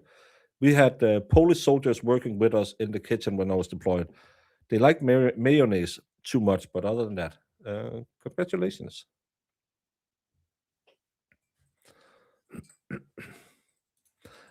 Scandinavian people don't take compliments that well, so that's why I'll always try and. Obviously, I'll donate whatever we win. Are you gonna demand payment for all the scratched tickets you didn't win on? Hey, Nicky Show. I never said that. Said what? Is Karen coming on? No, I'm not. I'm not, and I have never, and I probably will never have been in contact with Karen Reed, anyone close to Karen Reed or her team. I know she made her first appearance as a guest on a YouTube channel yesterday on Calling All Beings, and was on their panel. I didn't watch it, I was sleeping at the time. But it seems like people liked it, and she was thanking people for what they have been doing. I don't have any opinions about all of this BS. I need to hate her for doing it. I think if you want to raise money, why the hell don't you call Emily D. Baker or Melanie Little and book half an hour with them? They would have had you on. You would have had a massive audience, and that would probably have helped your defense fund a lot more. But she chose to be on Calling All Beings yesterday, and good for her. I Here they raised $16,000 for a defense fund, which is amazing. And congratulations to Calling All Beings for being the first YouTube streamer who had Karen Reed on a stream. It's quite an achievement that she chose that channel to be her first public. I know she's been on Howie Carr, but I don't see him as much as a YouTube channel. But I hope it was a good fundraiser and everyone was happy. And again, I will not go watch it even if she's on, because there's people on the panel that I will not watch because of their personal attacks against me. I'm a very black and white person. I will hate you forever if you shit on me. And sadly, they did, which makes me unable to go watch it because I don't want to support those asscats.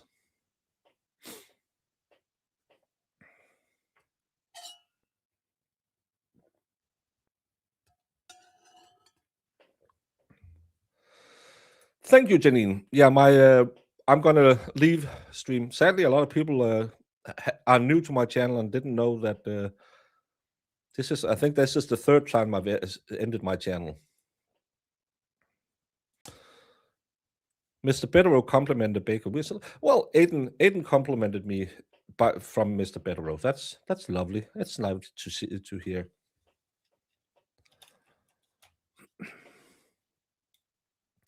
People were rude to me in chats. Well, I'm not gonna go and tell you not to watch it. I think it could be maybe it's important to listen to what she said. Maybe she has some new information. But I am a really, really stubborn old grandpa. And if people treat me wrong, I don't forget that treatment. It's not Karen. It's not Calling All Beings. I wish DJ all the best in the world.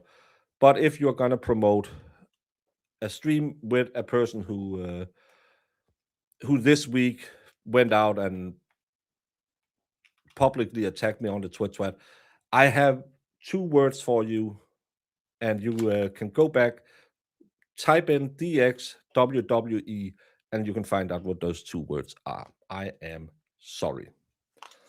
And that's why I'm not going to show any of it. I'm not going to talk about any of it because I didn't watch it and I'm not going to do it.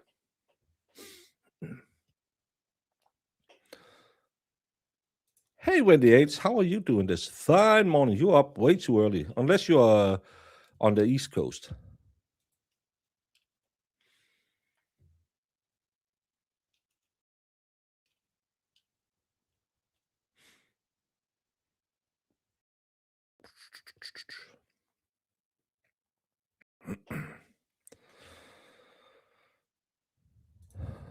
It was hard for me to watch as well. I had to shut up after 5 minutes because of some of the other peoples that were on the panel. It's a shame.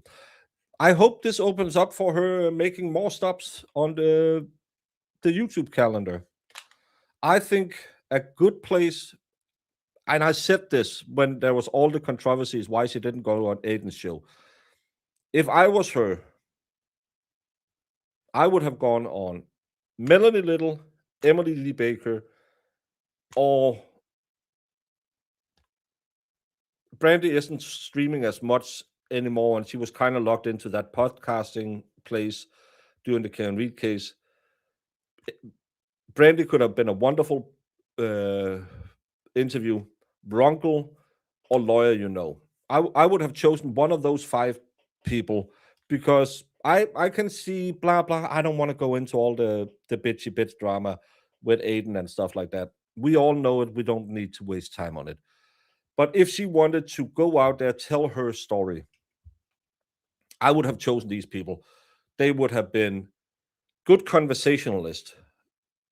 They don't turn interviews into dull questions about what their favorite position is. Some will get that reference. They don't try to over sensationalize it.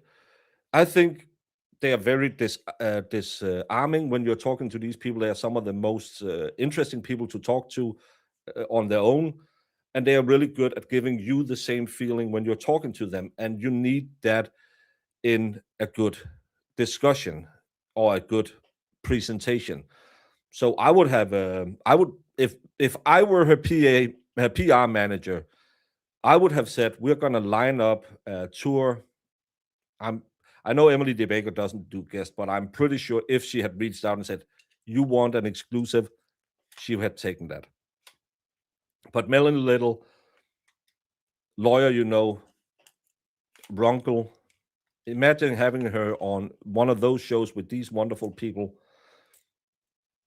It would have been gold for them. But sadly, I'm not in her ear. Someone else is. And done is done. Water under the bridge.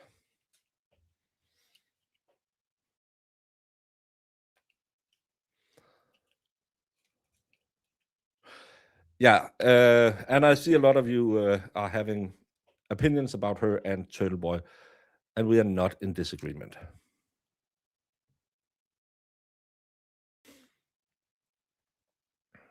Oh, Money, you are having a good day.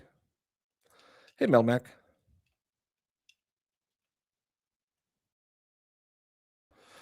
The panel hindered the fundraising, but I hope she's successful overall.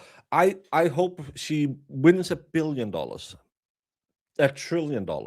I feel sorry for the taxpayers of Massachusetts who will have to pay for that, but I still hope she wins it because she was put through the ringer by some dirty people. But yes, she chose a forum that was highly divisive to begin with, especially the way they have acted over the last couple of months. And I think that might have bitten her in her own behind. I think getting interviewed by a lawyer on YouTube could be unadvised. Karen explained the jeopardy she is still in last night very well. It's no difference if she's talking to Melanie Little or the Young Jerks. Anything you say can and will be used against you. The thing is, these lawyers are lawyers. They know when not to ask a question. They know when not to try and get an answer from you because they know what predicaments you can be put in. JFK doesn't know that. If you want to see the best example of that, go watch Nick Recator interviews Eric July. This is the best example of why you should listen to an interviewer who is also a lawyer. Because Nick Recator keeps saying, you shouldn't answer that question. I don't think you should answer this question. I don't think you should say this. And Eric July just keeps going on and on about how he's smarter than the world, and ends up really saying something that could have landed him in a lot of trouble with the IRS. That's why I would have my first interview with a lawyer, because they know what boundaries they have to keep you within. They know the law. Some guy showing up in a car don't know what the fuck he's talking about. And he's just going to go ask all kind of stupid questions. Melanie Little would never that. I bet you if she had said yes to go on an interview with any of these, they would have had a pregame session where Alan Jackson was involved and said, okay, what are the boundaries? Where are we going? Okay. We're going to pre-screen this, because that is what smart people do. You don't hang out with people who don't understand stuff like that.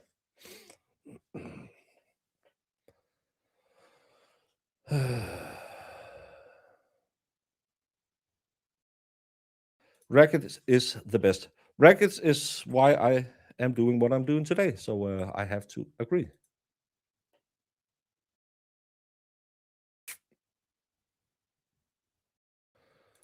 He's like Aidan. He's a funny asshole.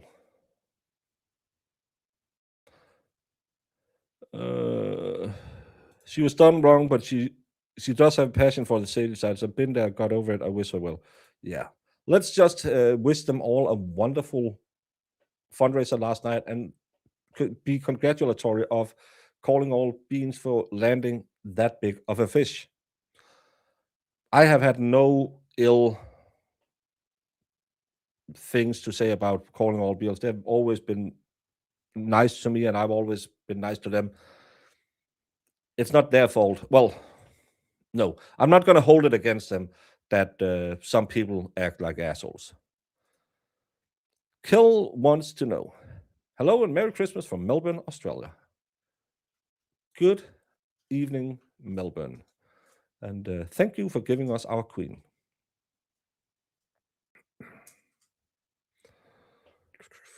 Oh, I'm so far behind.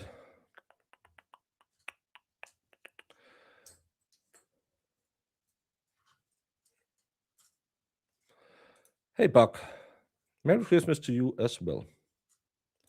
Funny a-holes are the best a-holes. Yeah, and I like making jokes, and I like being an asshole sometimes as well. So I like these people who are a little edgy. For God's sake, I'm swinging around a butt paddle.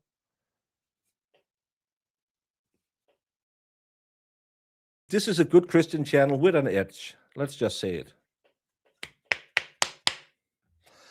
Coke Fairy, with your name, should you be the one saying that? I'm just asking. Oh, shit.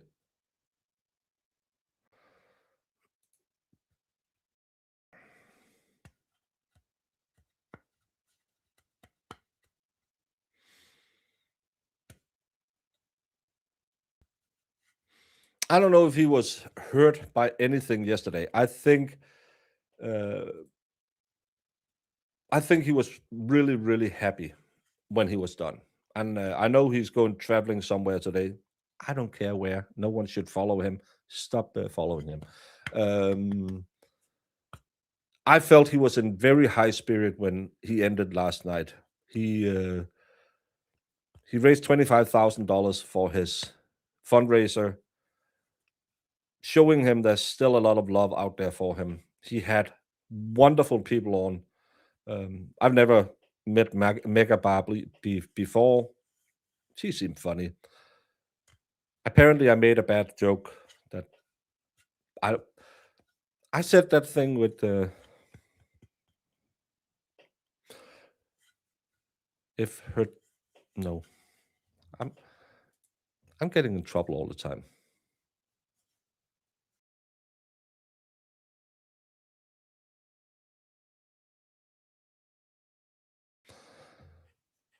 But I think some people must have misunderstood what I said about lawyers not doing math. It's a standard joke, but yeah. He was happy, and so was his panel and guest. It was a great success. We got to hang out and have fun. And this is what we love to do, most streamers. We don't want to be sourpusses. We do this a lot, where we're sitting alone. I've been rambling for almost 2 hours now with all of you wonderful people here to keep me company. So when you have people on, you want to have Will DeClare on, who's going to make you laugh. You want to have Emily C, who is. I love that she's the sweetest, innocent little girl, and then she just rips something off where you think, "Oh my God, there's a part of that girl we haven't seen yet." And you get to new interesting people. And Erica, she went on Twitter and said something about someone being cold or didn't like her or something. And I thought it was me because it said her daughter didn't like math since she became a lawyer. And then I thought everyone knew that joke that lawyers can't do math. We mentioned it in every trial. So yeah. Yes, Wendy, we are happy pusses. We are not sour pusses.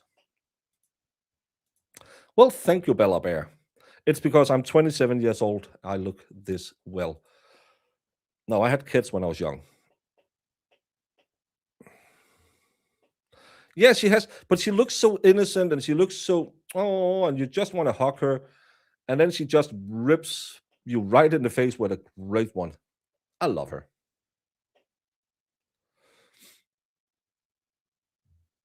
Erica is the best. There's a lot of great people on yesterday. Hey, Nick, we do math and then we round up the number we get and add taxes. Yeah, and then a little extra for doing the math.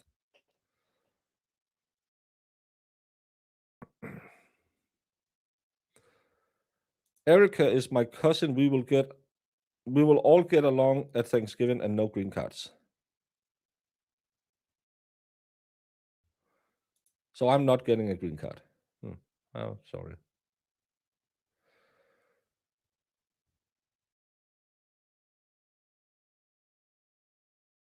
Your size comment was the best. Well, no size shaming, because again, the paddle is shorter than Crazy Amy's, but girthier. And as my mom always said, as long as you can hit the walls, you don't have to hit the button.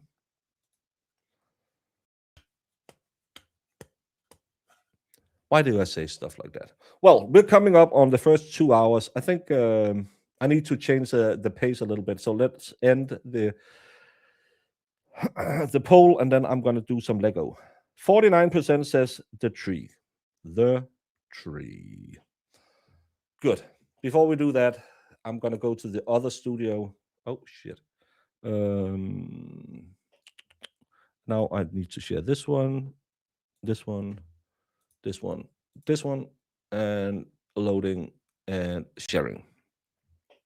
Remember, the first 4 hours is dedicated to Kelsey Fitzsimmons and her fundraiser. That's why the QR code is there, or the link in the top of the description. If you have the possibility to help, please do. And we have moved the needle $390 so far. Thank you all so very, very much. Anonymous, Broken Baker fundraiser, Anonymous, stay strong. So many support you out there. Baguette crew. Are my muffins going to be baguettes from now on? No, that's only the dirty Jessicas does baguettes. Watching Broken Baker fundraiser, praying for you. You should be home with family and be with your baby. Remain strong. It'll happen.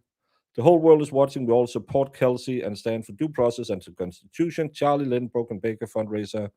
Stay strong, Kelsey. It's always darkest before the dawn. We love you and Merry Christmas from Broken Baker fundraiser. Stay strong. The world is behind you. Kelsey, this should never have happened to you. Prayers and support. And we read this one already. So these are the reading of the super chats today. Will be reading the gifts and goes as we cover those 4 hours of each. Please don't send me any super chats, any gifts and goes, not gifts and goes. Don't send me anything that you want to contribute to the causes we're covering today, because I will have to pay the YouTube tax, then my own tax, and then they will get a minimal amount of the money. Please send everything if you want to donate via either the link in the description, the chat, or the QR code. Go help people out. First of all, the first 4 hours, we will focus on Kelsey Fitzsimmons and then justice done to her in what should have been a banal social service removal of a kid. Next 4 hours, we will be focusing on Valhalla, our great friend, and the master of goats, and help him raise some money so he can close his dad's estate after 8 years. And of course, last but not least, yeah, sure, Baker. Are you an idiot? I might be. Do you know you have 10 hours to go? Yeah, and you can't speak now? I don't know. I don't speak Swedish for the last 2. No one understands that anyway. The last 4 hours will be dedicated to Aidan Kearney, El Pollo del Turtlo, as he is known in Spanish. So if you have any opportunity or you want to help out, you can do that. I also have 2 other links. It's Aaron Spencer for sheriff and it's Adam Deitch for DA. 2 other worthy goals. Because you might have already donated to these causes or you don't feel like doing it, maybe considering the other causes. That's what I wish you would do. Oh, money. It's good to help others.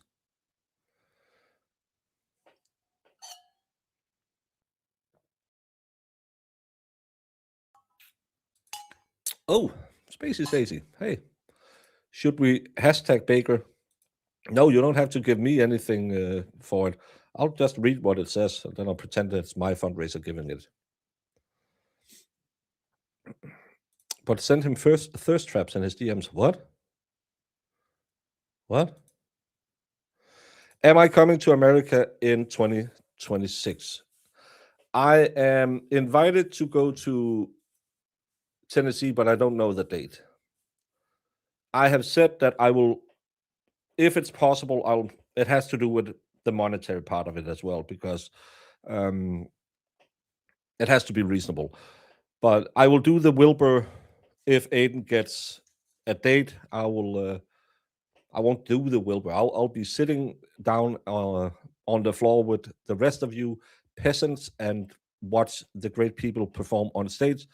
But if it has to do with how expensive it's going to get, because flying to America tomorrow would cost me $3,000.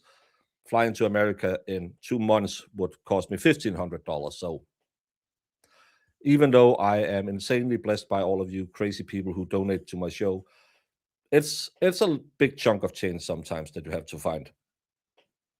And Daddy isn't that rich. But if we're doing the Wilbur, I will try and find some bar or some place we can meet up the day before or the day after. I don't know if it's going to be a Saturday or a Friday, but where we can meet up and have a little Baker meetup. Maybe bring the old, and we can have a slapathon. That's my plan for New England. I believe in May is when the expert plans to have Dollywood 3.0. It's a wonderful, wonderful thing that he started last year, where a lot of creators, not big famous creators, but just us small peasants, go to Dollywood. Normally the week is built Wednesday. We'll go out, eat, and people can join if they want. And then we'll go to an arcade because it can get a little pricey going to amusement parks and stuff like that. Then the Thursday will be all day in Dollywood, just hanging out, and everyone can go talk to each other. And Friday, we do a live show where people can come see us. The first year, there was a couple of people showing up. Last year, there was a good few people who actually made the trip down there, and we had a wonderful time. So if you are south of the Mason-Dixon or you want to go see Dollywood, you should look out for Dollywood 3.0. And I would like to hit Chicago as well at some point, and do a meetup there, because that could be perfectly situated for North Midwest area as well. Arizona, big dog. No, I'm not coming to Arizona. California, I have enough communism at home. Texas, you have rattlesnakes. So far, I wish I can hit you 3 times next year, but so far it's possible with 2 shows. But that's what I'm looking for right now, is at least 2 trips to the Americas. Hey, Krista. Good morning, Canada. How are you doing this fine, fine morning? Yes, we should. Hashtag paper. No, I don't know. He's also invited to California every year. Every year, do 3 years. Well, Wendy, I have communism at home. I don't need to go there. World Cup is down the road from my house in 2026. If you want to come watch a match, they're going to be so insanely expensive to get into. I think we are qualified for it. If you're going to the Wilbur, you'll be getting on stage. No. I'm not fancy enough to get on the stage.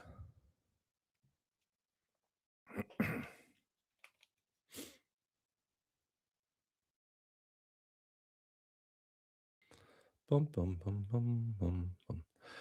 Yeah, please contribute through the links and all of that. I always appreciate if people want to send me enough to drink another cup of coffee or do another stream. That's always fine, but don't donate anything you want to give to the donation.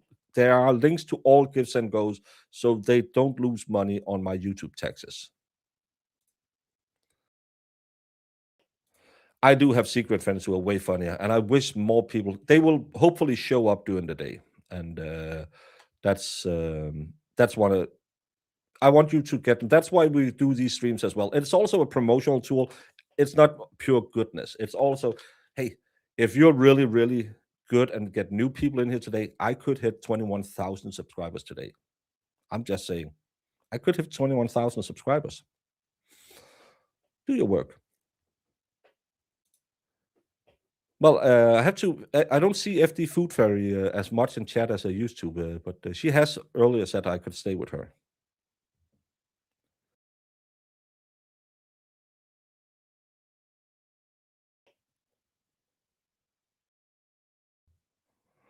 Well, Cloverk, I loved being on there. First time ever on Aidan's channel.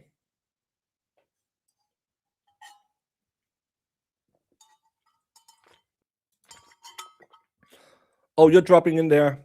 Cool. I'll be building Legos, but I would love to have someone to talk to while you're here. And good work yesterday with the dual fundraising. That was a really smart idea. Yeah, we do miss FD Food Fairy.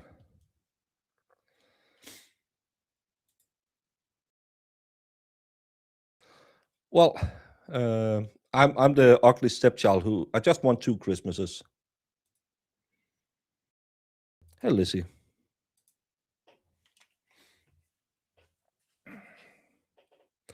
But I'm gonna throw on my break jingle. I made a. I could upload that to YouTube because I made a video from Tivoli. I thought, oh, I'm gonna play that because then I'll have 6 minutes, so I can hit the toilet and go to the other studio. And sadly, it's too big to put in my program, so I can upload it and then I can play it. I should do that. Sometimes I should be smart. And we can just put it in restricted mode. Then it's only me who can see it. Do I have to put that on? No, there's no. Yeah, that's fine. Give me the money. Yeah, check everything. It's only me who can see it. Hide it. Yeah, we can play that in the next break. Are you chopped liver? What? Oh, in Chicago. Yeah, Miss Jessica is going to take me clubbing and show me all about how to be a hot young lady in the nightlife. I don't know what I have to do to be hot and young and a lady, but she's going to teach me all about it. So that's why I want to go to Chicago.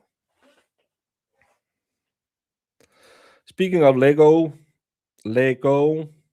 yesterday I got my mom to buy me the $229 Notre Dame. That is such an amazing set. I think it'll be really repetitive, so I don't think it would be good for a stream because you have to build a lot of the same structures. Oh, it looks so good. You have not qualified yet for the World Cup. You're in the playoffs. Shut up.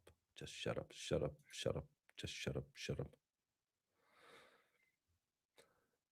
No, I better not do that, Just Bomb, because a lot of prudes around the internets. But I'm gonna jump to the other studio. It was extremely kind of you to turn up for Turtleboy last night and today too. I'm glad we got you in the divorce too. Maniac, it's my pleasure whenever nice people who have been nice enough to have me on their show invites me to go on and help them a little bit. I am more than willing to go.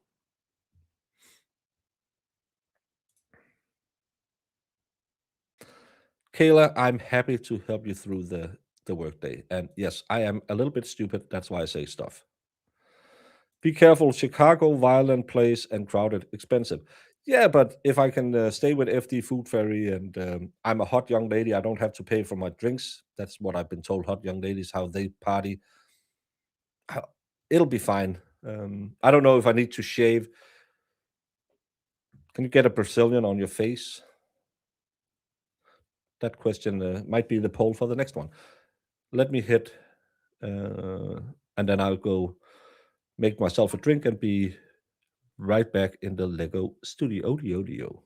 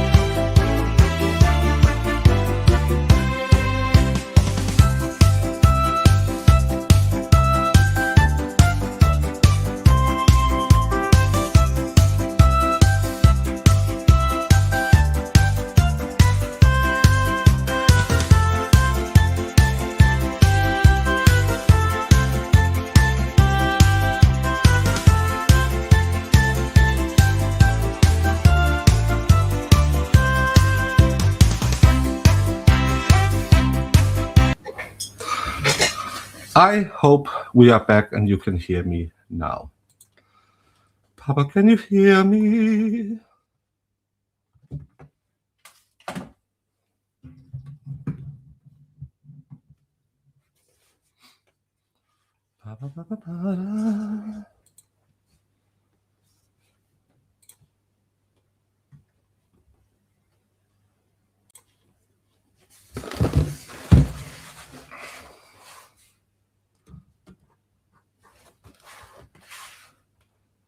So this is what we are doing, the Christmas tree, voted on by you.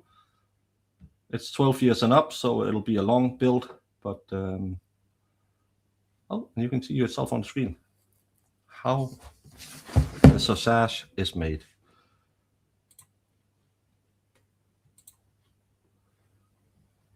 Are you playing the recorder on that song? No, I'm not playing the song. You hear me? Good.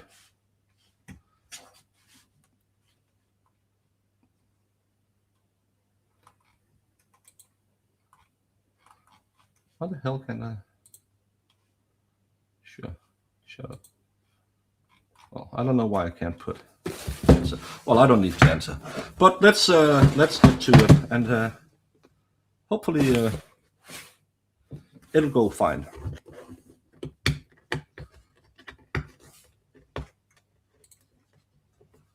No, I don't have any tattoos. I think tattoos are for rockers and bike chicks.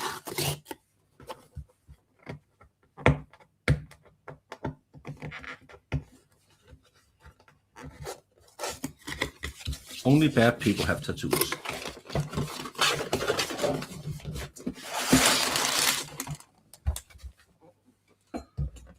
Papa, can you hear me?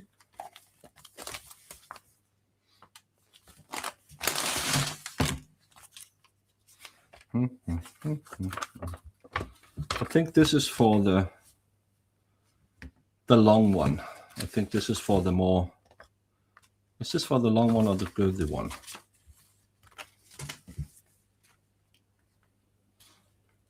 You can make different types. Thinking we're going with the long one. That's I hear that's what lady wants. Oh, there's no numbers on the back. This is going to be a hell to build.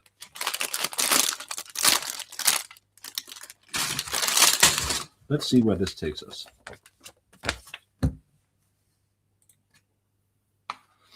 Just wondering if you got my DM on Twitch yesterday. Yes. But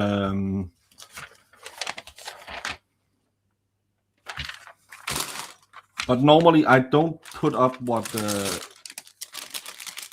people send me, but I'll take a look at it because it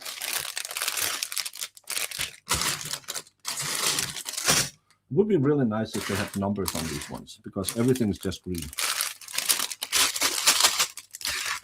Because copyright issues and stuff like that. So. But I did see it.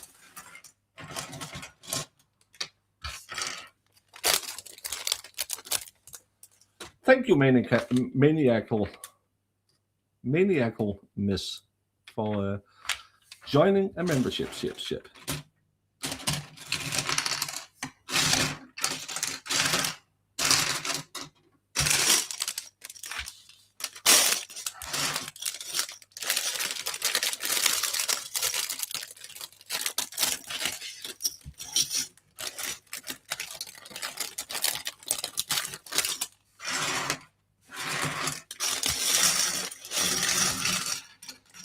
Holly, I will give it another look when I have some guests on and I don't have to fill all the time. Then I'll give it another look-see.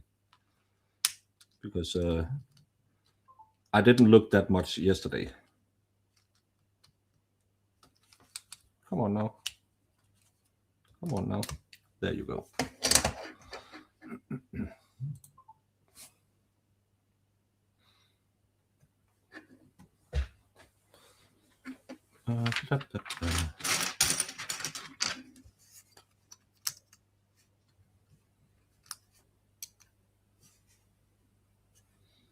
These are these one.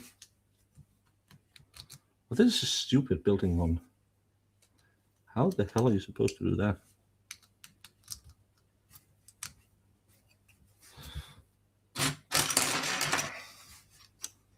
The click and clatter of the Lego bring me right back to my childhood. Oh. It is fun building Lego. I'll give you something to do with your hands so you don't have to sit with the paddle on all the times.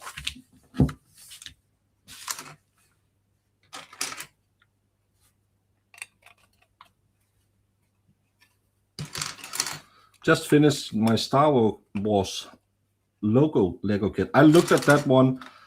I like it, but again, I don't like the new Star Wars, and so I was kind of, nah, I don't want to do that one.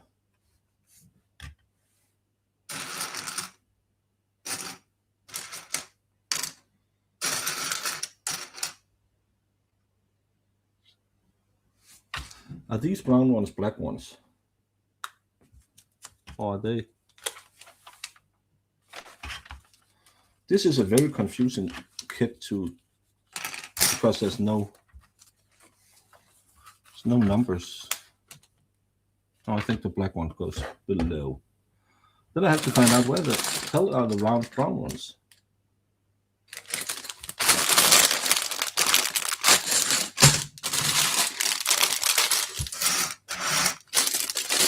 Oh, this is gonna be hell.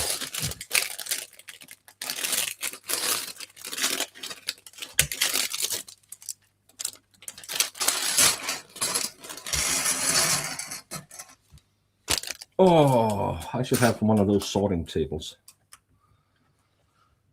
Built the Bluey set yesterday with my 4-year-old niece. Then she played with it for an hour with the Bluey and Chloe figurines she made. It was awesome.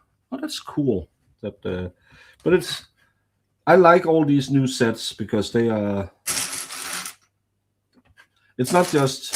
Of course, it's good to use your imagination, but some people are not that creative. So it's nice that you have something to build, that you know what it's going to be, and especially when you can be together about it. I really want the Cullen house set, but I don't want to buy. I want to pay over 200. I'm too cheap for Lego. There's no Legos. There's only Lego. I asked for the pretty pink bouquet for Christmas. That's the one I built the other day. I like it, especially as a builder, because if you just build the roses, it's just the same all over again, and that gets really repetitive. And there was a lot of difference in the pretty pink bouquet, so I like that one. I just have to check. Yes, I have mine.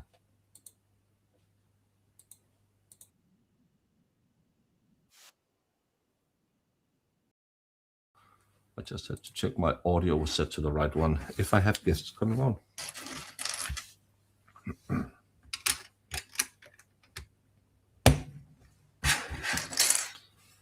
Small bowls or plates work fine for sorting. Yeah, but I'm a master of chaos. I'll probably figure it out. I want all the Harry Potters. That could be a really cool set to build and have, if you have the room to have it somewhere in your house, because that's an amazingly. They're really pretty. And oh, don't tell me that. No, I do need something to separate all of this, because this is going to be too much with all of the packs open. Oh.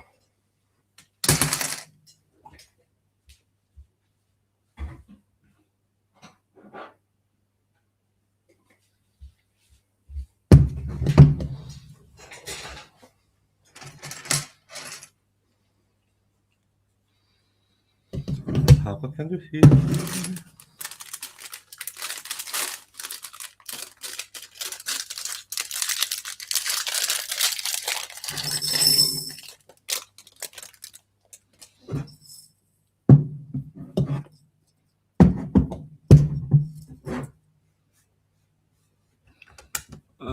What was I answering? That's the bad thing about Lego. Once you build, it takes up space.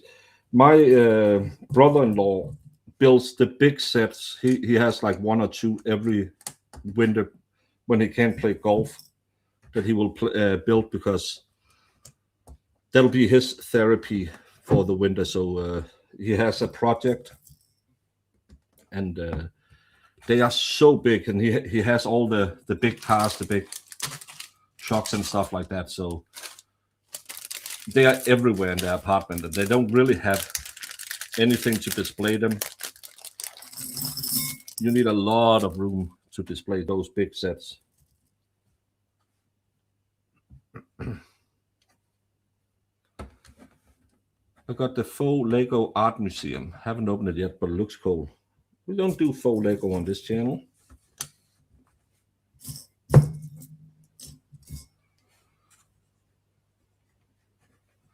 When my son plays with Lego, he'll stand up and you just hear 30 bricks drop on the floor. Yeah. Well, then you get something to step on when you have to go to the toilet in the middle of the night. That's something.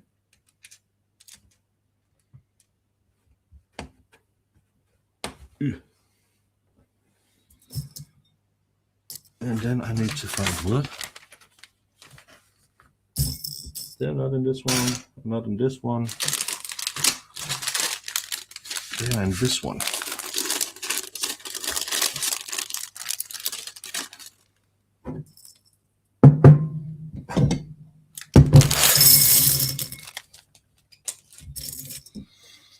Four of these go in.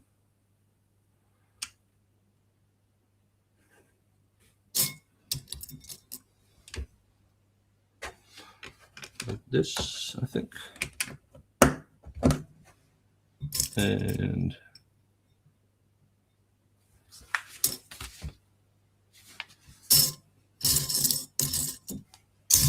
well, this is an annoying build when you don't have the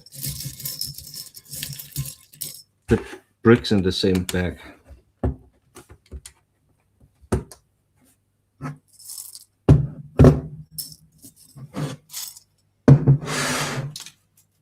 Notice how it doesn't sort my... No, of course I don't sort my pieces. What is this, communism?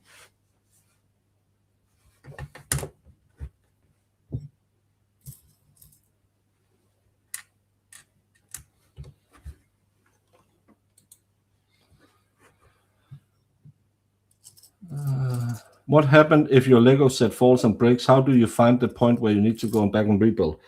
I've had sometimes where I get almost... I did it with my Lady Liberty, where I was in the end, and I found out one of the bricks I had used, because it didn't really line up, but it kind of lined up, and there was two greenish gray pieces that looked kind of the same. And when I got to the end, I found out I used the wrong one. So I had to go back and pull that off, and I was just so mad, because Lady Liberty it's a beautiful statue when you're done, but it's so repetitive, and it's just one color, so you kind of get the not overwhelmed, but you just get sick with building the same over and over and over again.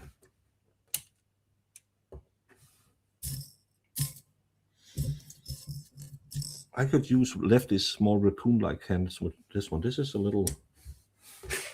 It's a little finicky to get through. Oh.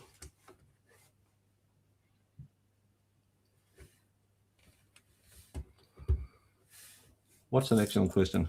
You guys need to learn to group your task for efficiency. No, we don't. Just have to start in one end, and then we'll finish when we're done. This is how men do it.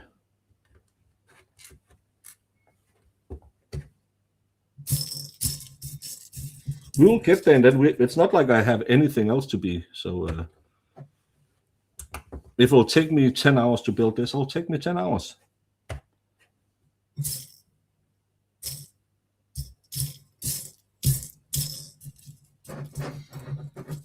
Did you say Lefty's small raccoon hands? Yeah, Lefty has the hands of a raccoon. Not a lot of people know this, but Lefty is...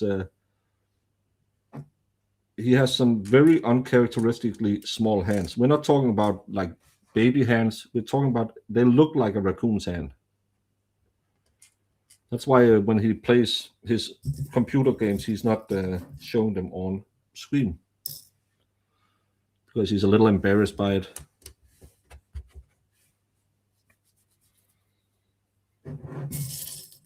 Are you building the same set as she?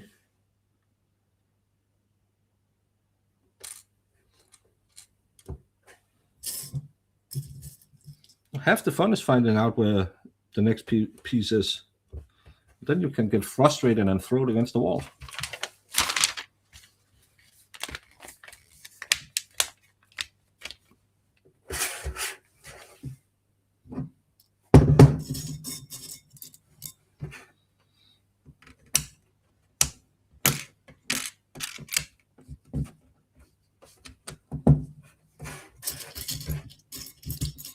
Baker, yesterday's stream was so good. I hope you took the time last night and finished off your cream-filled baguette for a happy ending for a great day. Or to a great day. I had a... Yesterday...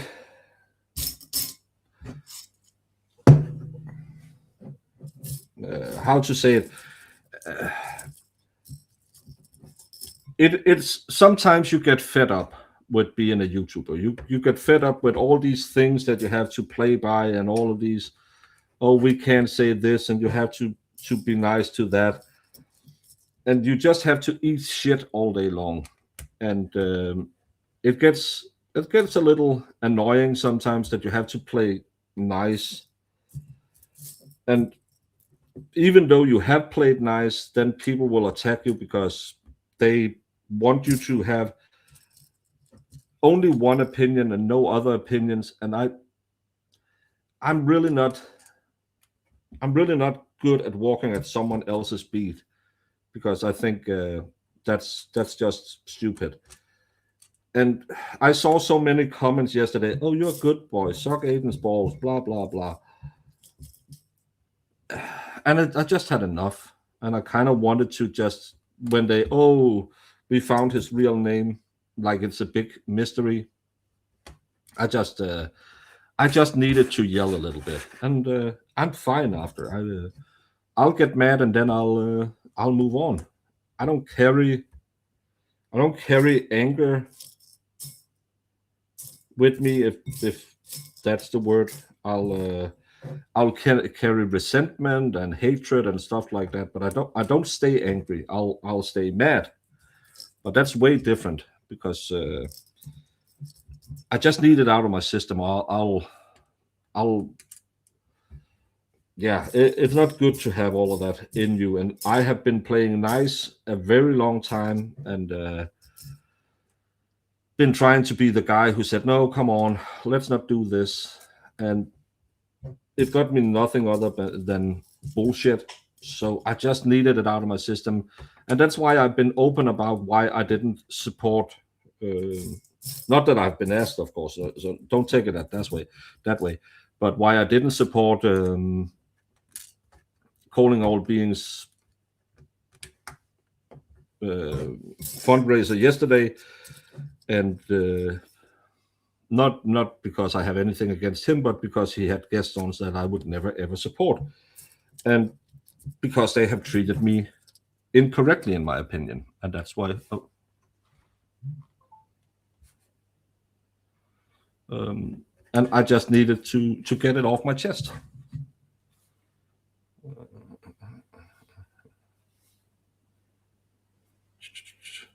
And here's some people. Just make sure no one is DMing me about anything.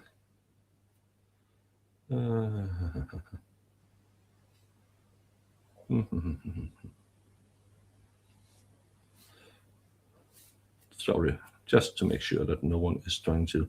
I hate the new chat update, because it doesn't tell you when you have a notification. No, but I just needed yesterday.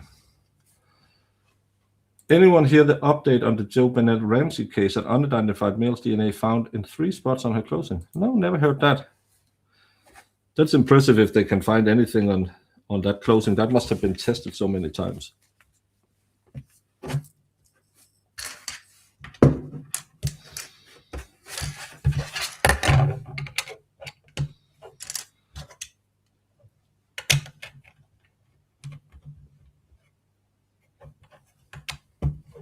But no, that was why I was just done playing Mr. Nice Guy, doing all the, hey, let's do the kumbaya, let's all come together. These people don't want to do the kumbaya, they don't want to come together, so why the hell should I waste my time trying to fight? Try to fight to keep the peace when they don't want peace. That's where I was yesterday, and I just needed it out of my system, and then I'm fine after. I'll just, how the hell? Oh, these corner pieces are really shitty. I just need to yell a little bit, and then I'm super fine again.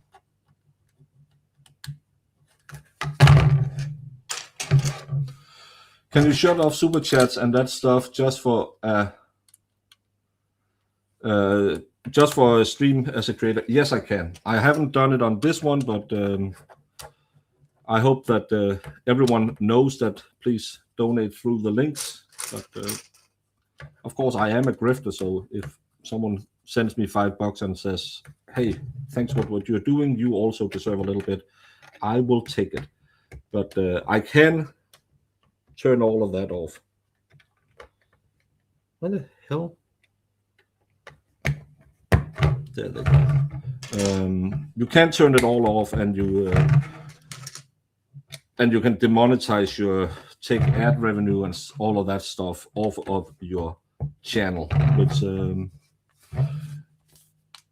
I haven't done, but I keep telling everyone, donate through the links, because the donation will be eaten up by the YouTube tax and my taxes that I have to pay. So please use the QR code or the links in the top of the chat to donate to the thing you want to support.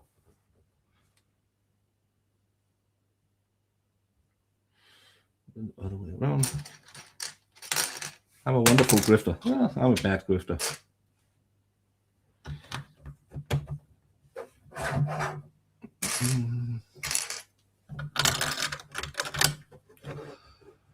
I'll be 71 in 2 weeks, and there's no second person to help. It's a mess. Oh, I'm sorry.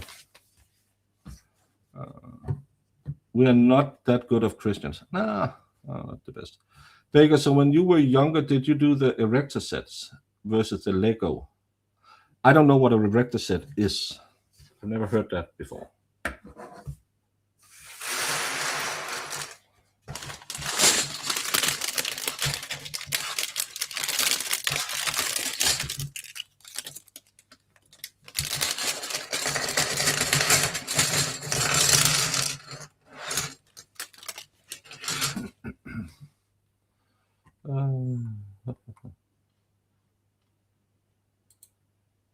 Well, I wasn't invited on the channel, but I just didn't want to promote it. If it had been Calling All Beings Alone, I would have promoted it and said, "Hey, everyone, go check it out." And there's a rumor that Karen might be on. Go check that out. So yeah.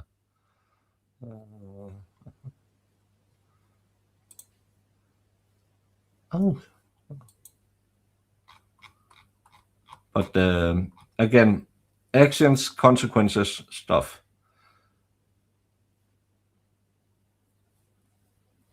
That looks like it's a coaster. Yeah, it kind of looks like a nice Christmas coaster.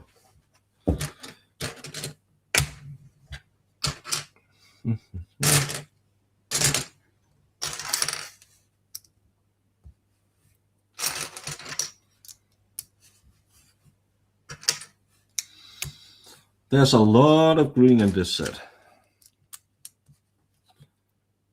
And I will end up at some point having to sort this one by, because all of this is just the same. Oh.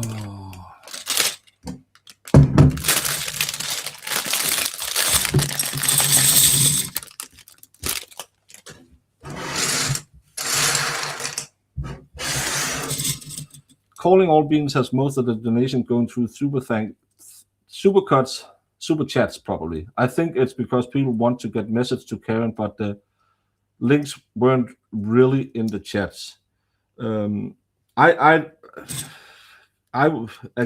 all know I will try and read as much as possible from the chat. I'll respond to what I find interesting. I'll not see some things that might be causing a little bit of that's, I don't want to go into that part of it, but I want as much money as possible to go to the 4 people we are trying to raise money for today. That's why I want you to use the links and send me a message, and I'll go in and I'll read the messages in that is on the gifts and goes that I can read. And even if you say big or not big, I don't. I'll read whatever has come in today and hope I'll catch yours. And yeah, people, of course, they wanted Karen to see their name because, oh my God, Karen's here. But in the end, that cost Karen money. That's just bad business. And it's going to be a hell because if you gift it on, yeah, let's do all the tea. When you have a stream like I have right now, I have invited 16 people.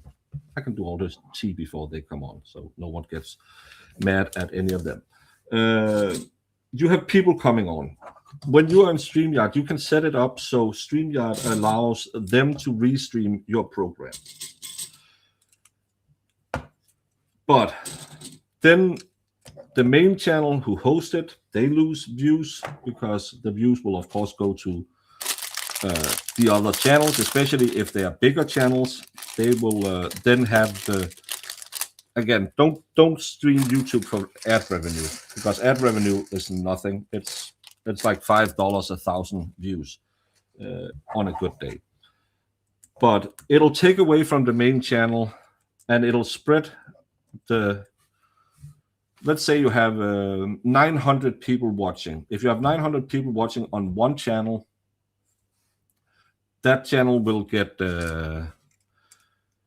promoted more on YouTube. If you have 900 people watching 300, 300, 300, you will lose the ability to get awareness. And I just think that's bad for business. And yesterday and today is not about me. And of course, I would love when this is done that I could have made another milestone and hit 21,000 subscribers. That could be absolutely insane. But this is about trying to raise some money for people that I believe is being trampled by the system. And it's not for me. It's not. Of course, it's a self-promotion to have stuff like this, but it's in the end, I hope that all of the money that comes in today will go directly to these people. But sadly, some people will try and get as much out of anything they can, and won't allow anyone else to get the views and the clicks and the likes and the subscriptions. I'm the opposite way. I think everyone should get all the clicks and the views, and I know it's not possible that everyone gets it, but no, it's not these ones, because that'll build everyone's channel, and then you can go on their channel another time, and they can go on yours and pay you back that way. That's how YouTube should be. But sadly, some people will no, I want to restream it to my platform because I'm bigger, and then you get the trouble if Valhalla comes on today and he streams to his channel and he gets a super chat. Should I pay that then? And how am I going to check? Because I don't get your the amount of super chats you get. I don't know how many you have gotten. So how do you know what money should go into the fundraiser? That's why I won't pay any super chats forwards, because it's not going to work that way. But yeah, maybe it's because people are afraid that they don't get all the attention, and they really, really, really want all the attention. I don't give that many fucks about it. Just make your own stream. Do all the hard work. Contact all the people. Say, hey, can you be here that day? Instead of just going on other people's and, hey, I'm going to redirect to my own channel so I can make money off of this. No, I'm not streaming live on X. X is almost impossible to get monetized on. And I don't work for free. And I know that's a grifting thing to say, but Elon has chosen that his platform is not friendly for the people who make content Elon's channel is friendly for people who it's the left one, who will make stupid cat videos and who will make, oh, did you see this one, or what are you, clickbaity things, because that's what gets all the attention. I streamed to TwitTwat. It took away from my YouTube audience, and as a good grifter, I chose to go back where I can make a little bit of money, because even though it's funny to stream, I also have expenses that I want to cover, and Elon doesn't want to help me with that. So Elon said no to me, and I said, well, that's fine. I'm going to go where people will help me. So who ends up paying the taxes on the Can Read fundraiser, or do they have to pay taxes on the fundraiser? Everyone has income from it, right? If you got the income, you're paying the taxes on that one, right? It's personal income, but what rules did they make before they started streaming?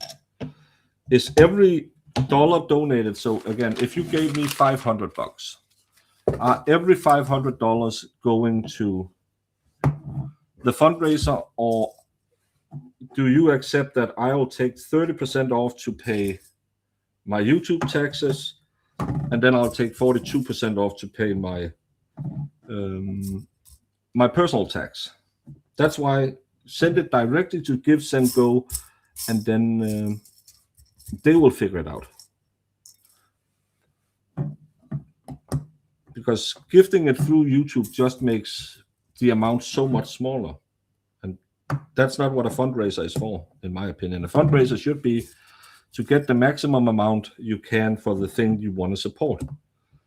And who's keeping track of what went into everyone's super chats? That's the, did they have someone, are they sending each other screenshots so people can see what was made? I don't know. I don't care. But that's why I'm doing it the way I'm doing it.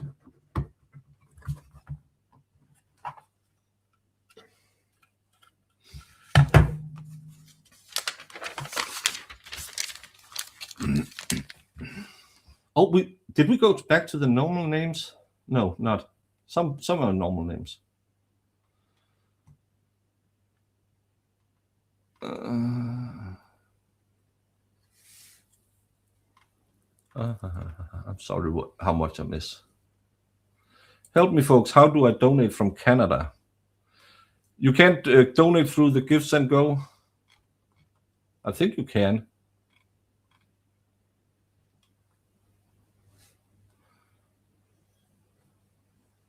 There's no QR code. It's just Lego. I have a QR code in my top corner.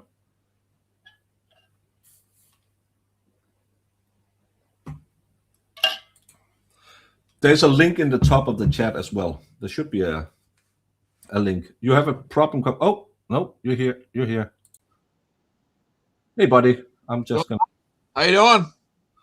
Oh, I realized how long 12 hours is gonna be. Oh, it's going to be a long time, that's for sure. It's no joke. It's you know, a handful of hours alone. 2 to 4 hours can be a long time.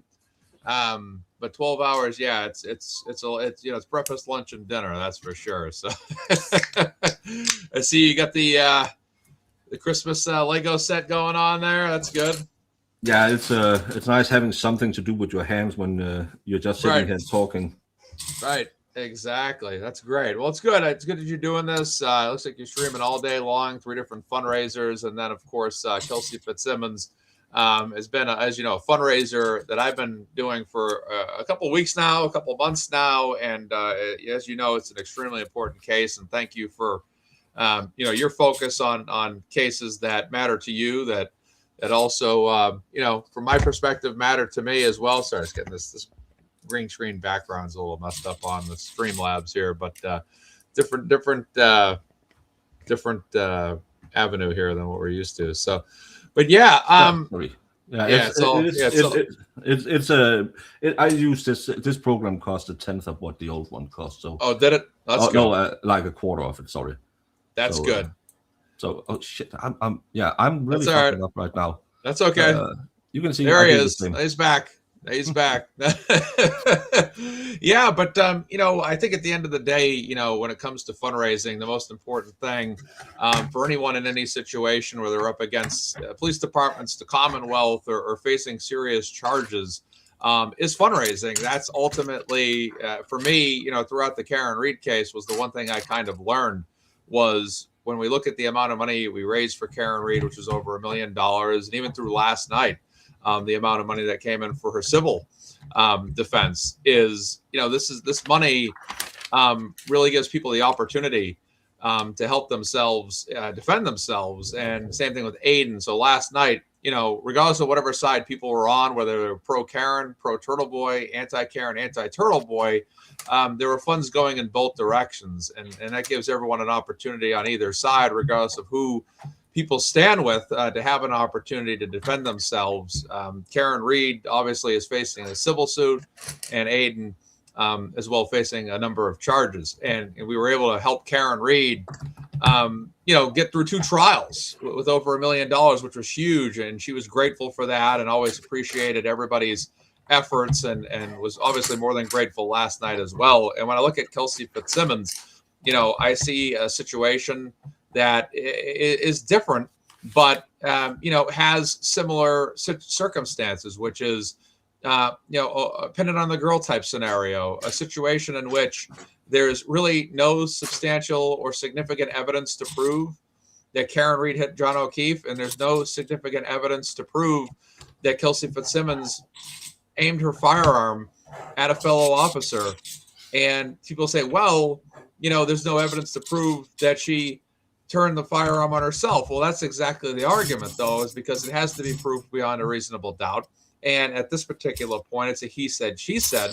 And I feel like we're in a situation here with the North Andover Police Department that is similar to what happened in Canton, which I feel like officers, to some degree, were orchestrating an injustice against someone that didn't deserve this. And people will say, how can you be so confident when you don't know all the facts? And the reason why I don't know all the facts is because we all don't know all the facts. It was the same thing with Karen Read. It was a piece together. It was a way of looking at a situation and set of circumstances and trying to identify what, how this all plays together, and why this doesn't make any particular sense to me. And what doesn't make sense to me is why they went in that house to serve an RO. And my attitude about the whole thing is this: between Kelsey and Justin, look, this should be, this all should have been nothing more than a controversial RO being served.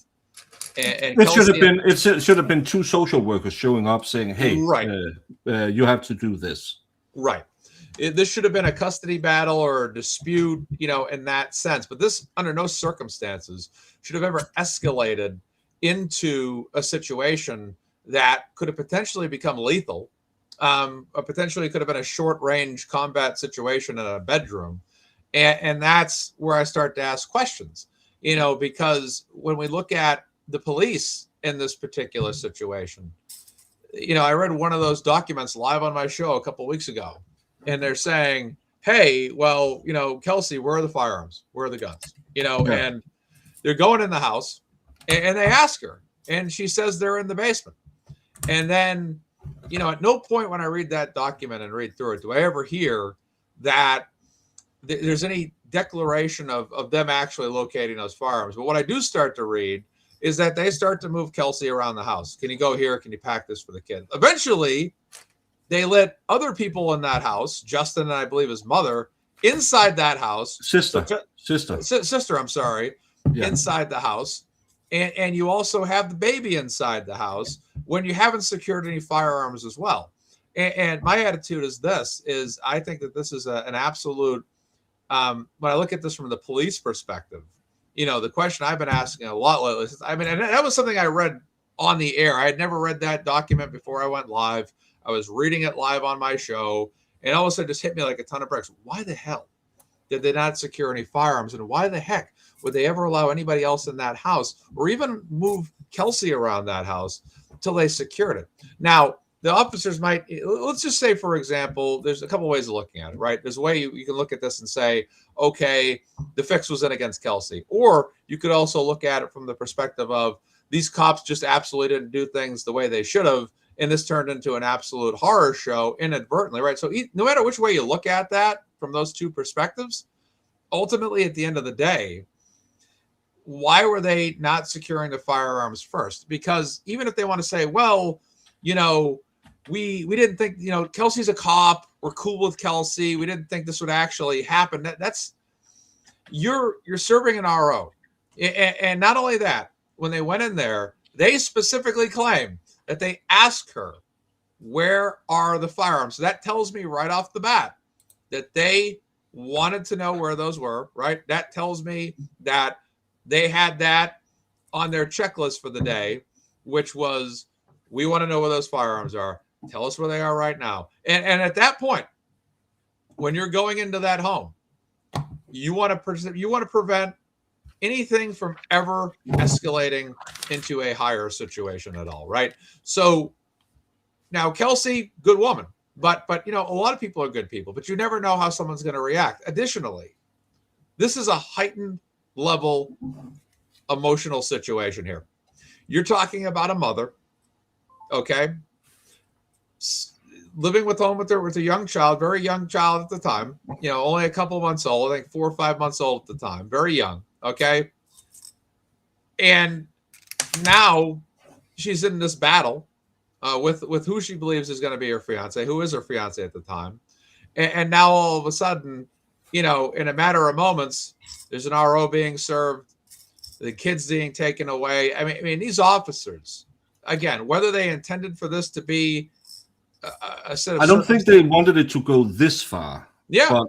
But again, as I said from the beginning, you have them going into the house, and they had 2 officers on her. Again, the story has already changed 3 times, kind of. Yeah. But they said they had the lieutenant and her colleague on her. Yeah. And then when Justin arrives, the lieutenant goes down to de-escalate. Why? We found out later. I thought Justin has just shown up. No, the police called him to the scene. Yeah. You're bringing a gas canister into a fire. Right. It could only go wrong. But you had an officer at the door. Why do you need another officer there? Yeah. Why did you take one officer off of Kelsey? That's my question. Why the hell did they find it safe to just let her wander around? And then, oh, she ducked behind the door. We are back in the good old Massachusetts way. We are just making things up as we go. And I really despise. That's why I'm doing this, is because I despise what these people are doing. Love you for that, man. I appreciate it. And, you know, my hope is to see, you know, I want to see as many people out there as possible take up this cause. And I'm happy and thankful that you're doing this too. I know other shows are doing this as well. And, you know, I hope to continue to see coverage of this case. This will be helpful. And I think every show that does a fundraiser, you know, it's more money and Kelsey's Give, Send, Go, which is not limited to her ability to protect herself from a legal standpoint, but also to pay for medical expenses and then additional needs as well, which is extremely important. So it's good to see that people are donating to her, and that you're running a fundraiser, Broken Baker, just to help out. And you know, being a baker, have you ever considered maybe baking live during? I've done a few baking. Oh, you have? Okay. Yeah, but it's kind of hard to making because everyone is saying, "Oh, make a cheesecake," but a cheesecake is really hard to. It takes time but I do bake sometimes, and not enough for some people, but I do bake sometimes. I'm doing this wrong, but I you know, everything for content, but I just think there's so much in. How can Massachusetts have so many mistakes? And that's why I put the link for Adam Deitch in the Yes. because I believe he can be a change. I don't believe the other candidates we have had so far, and I know that's controversial. Oh, you're in Denmark, you shouldn't have an opinion. But I like what he said. He knows that it's not enough to come in there and just we're just going to change the wallpaper. No, you have to burn that entire house down and build it up again. And that's why I think he needs some online love as well. I know I can't donate to him because you can't donate from other countries, but I think there's so many things that we need to be aware of because, I'm just a grifter who can sit here and say, oh, fuck that. I'll just make my money off of all these cases and then I'll close my eyes and move on. But you get involved in it. And especially, as I said earlier when I started my streams this morning, this woman postpartum, which is, I don't know if you have kids, and it's always a very sensitive period when you have a newborn, and you are in the happiest time of your life and you're in the worst time of your life at the same time with postpartum, and then you have an asshole boyfriend, and I never really found out. So she yelled at him and was a little bit abusive is at best what we can come to. Essentially, that's right. She got a little rowdy and a little tough there, I guess, and that kind of set off the chain of events. Correct. but again, was it? I don't know. Was it really that bad? Oh, you're protecting No, I'm not. But when I read it, it sounded really, really sketchy. The whole situation at the hotel. Well, she pulled me in and people were coming to the door, and there was more violence going on in the Karen Reed case than in this case because it was so bad. And when I read the initial, you could take the statute and put it right next to it, and you could just check off, okay, they need to say this, they need to say this, they need to say this, you need to say that to get your RO. And that's the thing where I was just something's not right. Something's rotten in the state of Denmark. Yeah. It's it's a shocking situation, and I think that there's a lot of controversy with that RO as well, that people didn't like the fact that a restraining order would be sufficient enough to take a child away from, and again, it doesn't matter if it's the mother or the father that's having this served on them. Either way, it shouldn't be that simple in Massachusetts to have your child taken from your grasp just because an RO is being served. You look at standard typical custody battles. They usually go through the court system, and there's a joint custodies filed or sole custody may be filed. And that's usually where they go in those situations. In this particular case, it's an RO. We're taking the kid. We're leaving. Oh, by the way, our engagement's essentially off. And from the police perspective, when you're doing this, whether they were in on it or whether they were just blissfully ignorant towards everything that went down, why in any way, shape, or form, not secure the scene before something happens? And like you said, with postpartum depression, it's my understanding there's no female officer on the scene. There's no DCF. There's nothing there that would be a little bit more lending to Kelsey's perspective. Oftentimes, a female officer helping a female being served an RO in that particular situation would be helpful to help reduce and de-escalate any kind of reaction, that oftentimes a man cannot do, or most of the time, if not at all, and there would have been significant steps taken to, because ultimately the way I look at this is I think that they had a duty to protect Kelsey from herself. And what happens is in situations is people tend to either react, freak out, or absolutely lose their minds. And the reason why they do that is because you're taking an infant child away from its mother. Okay. The mother that spent hours and hours that day, in a park with that child, gave birth to that child, carried that child. And then at the end of the day, suddenly people are coming in your house, and these are your fellow officers. this is your believed to have been fiance up to that day.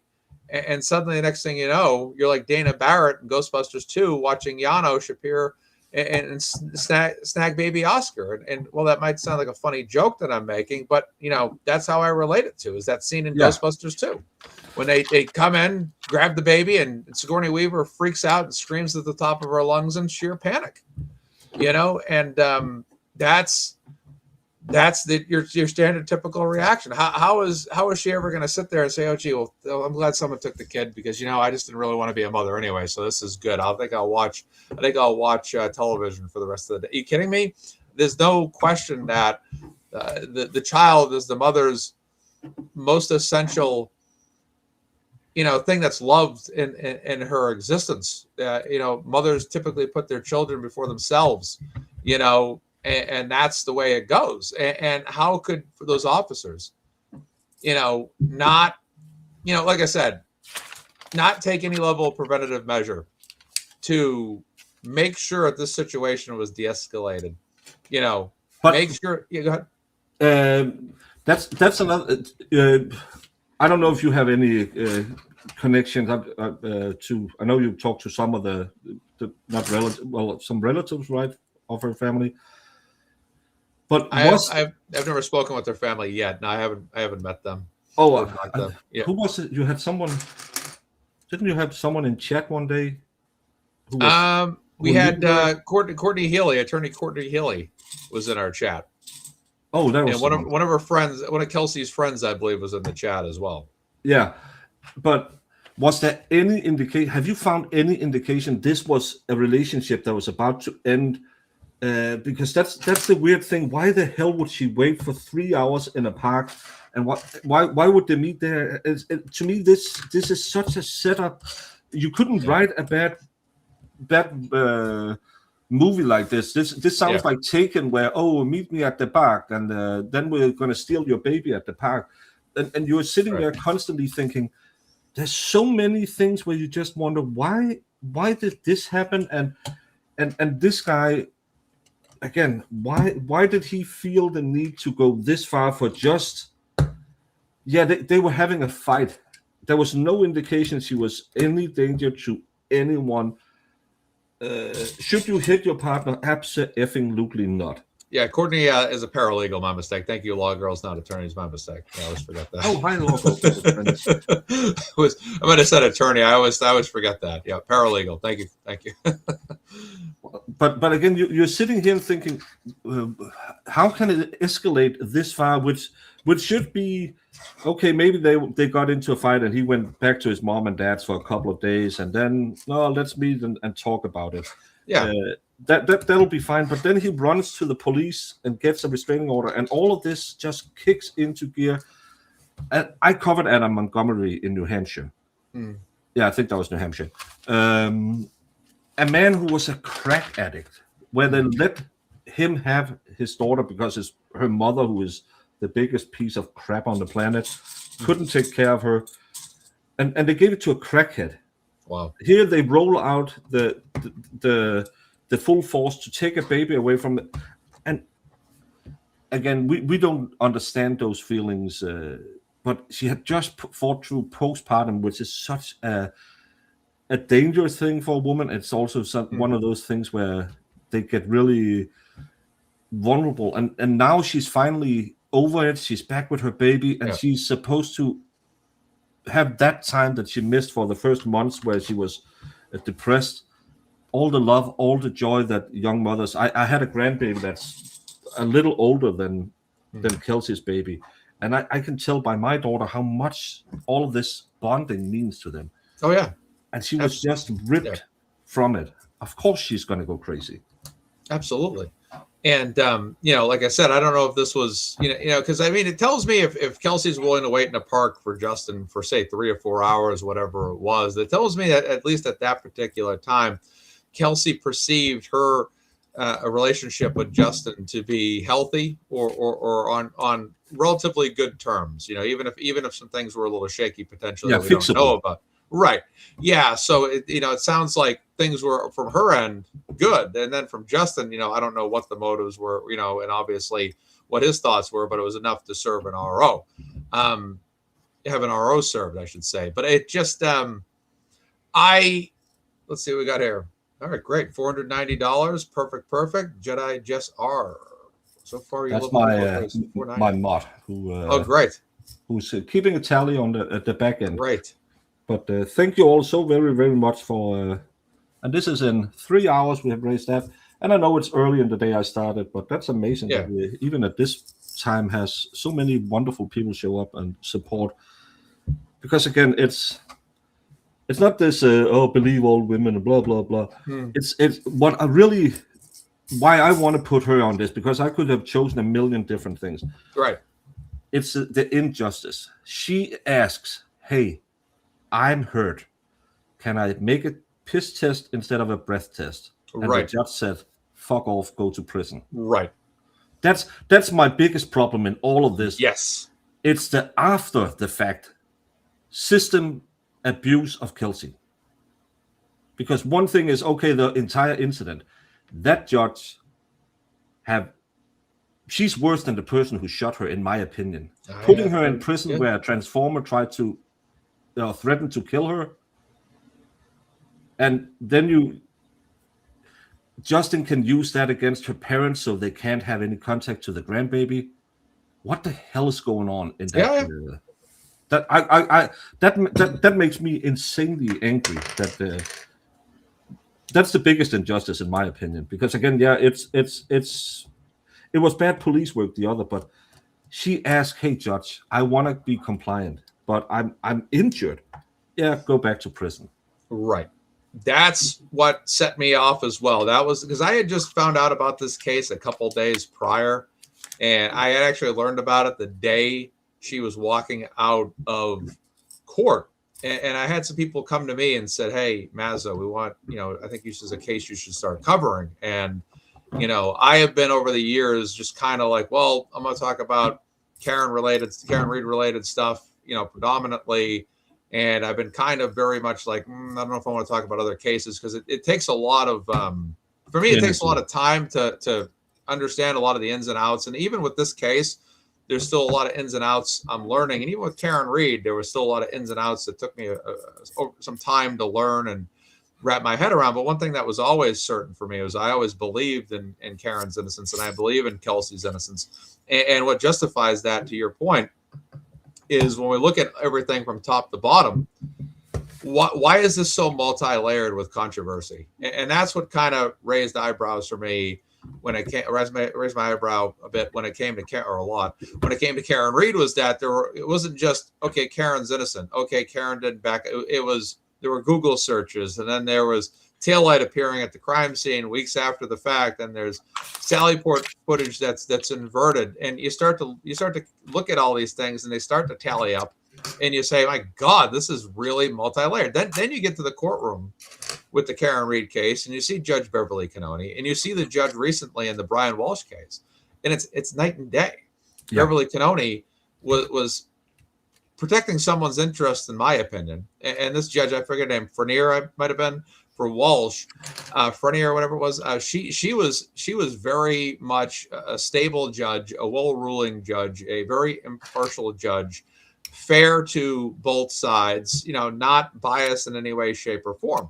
But when you look at the Brian Walsh case, what didn't that case involve? That Brian Walsh case was your standard, typical murder case.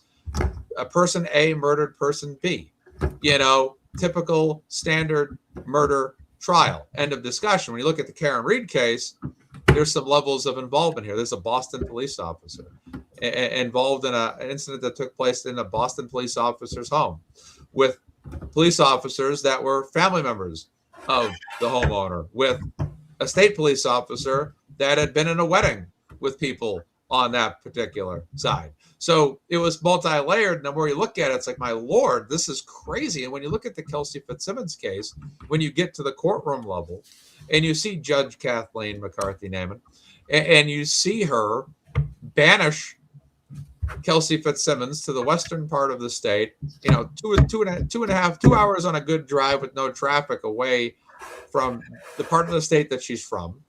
and she's sitting there in solitary confinement. The imagery of her on Zoom yesterday in an orange jumpsuit, looking absolutely Devastated. shaken and devastated, right? And I would dare say hopeless. Yes.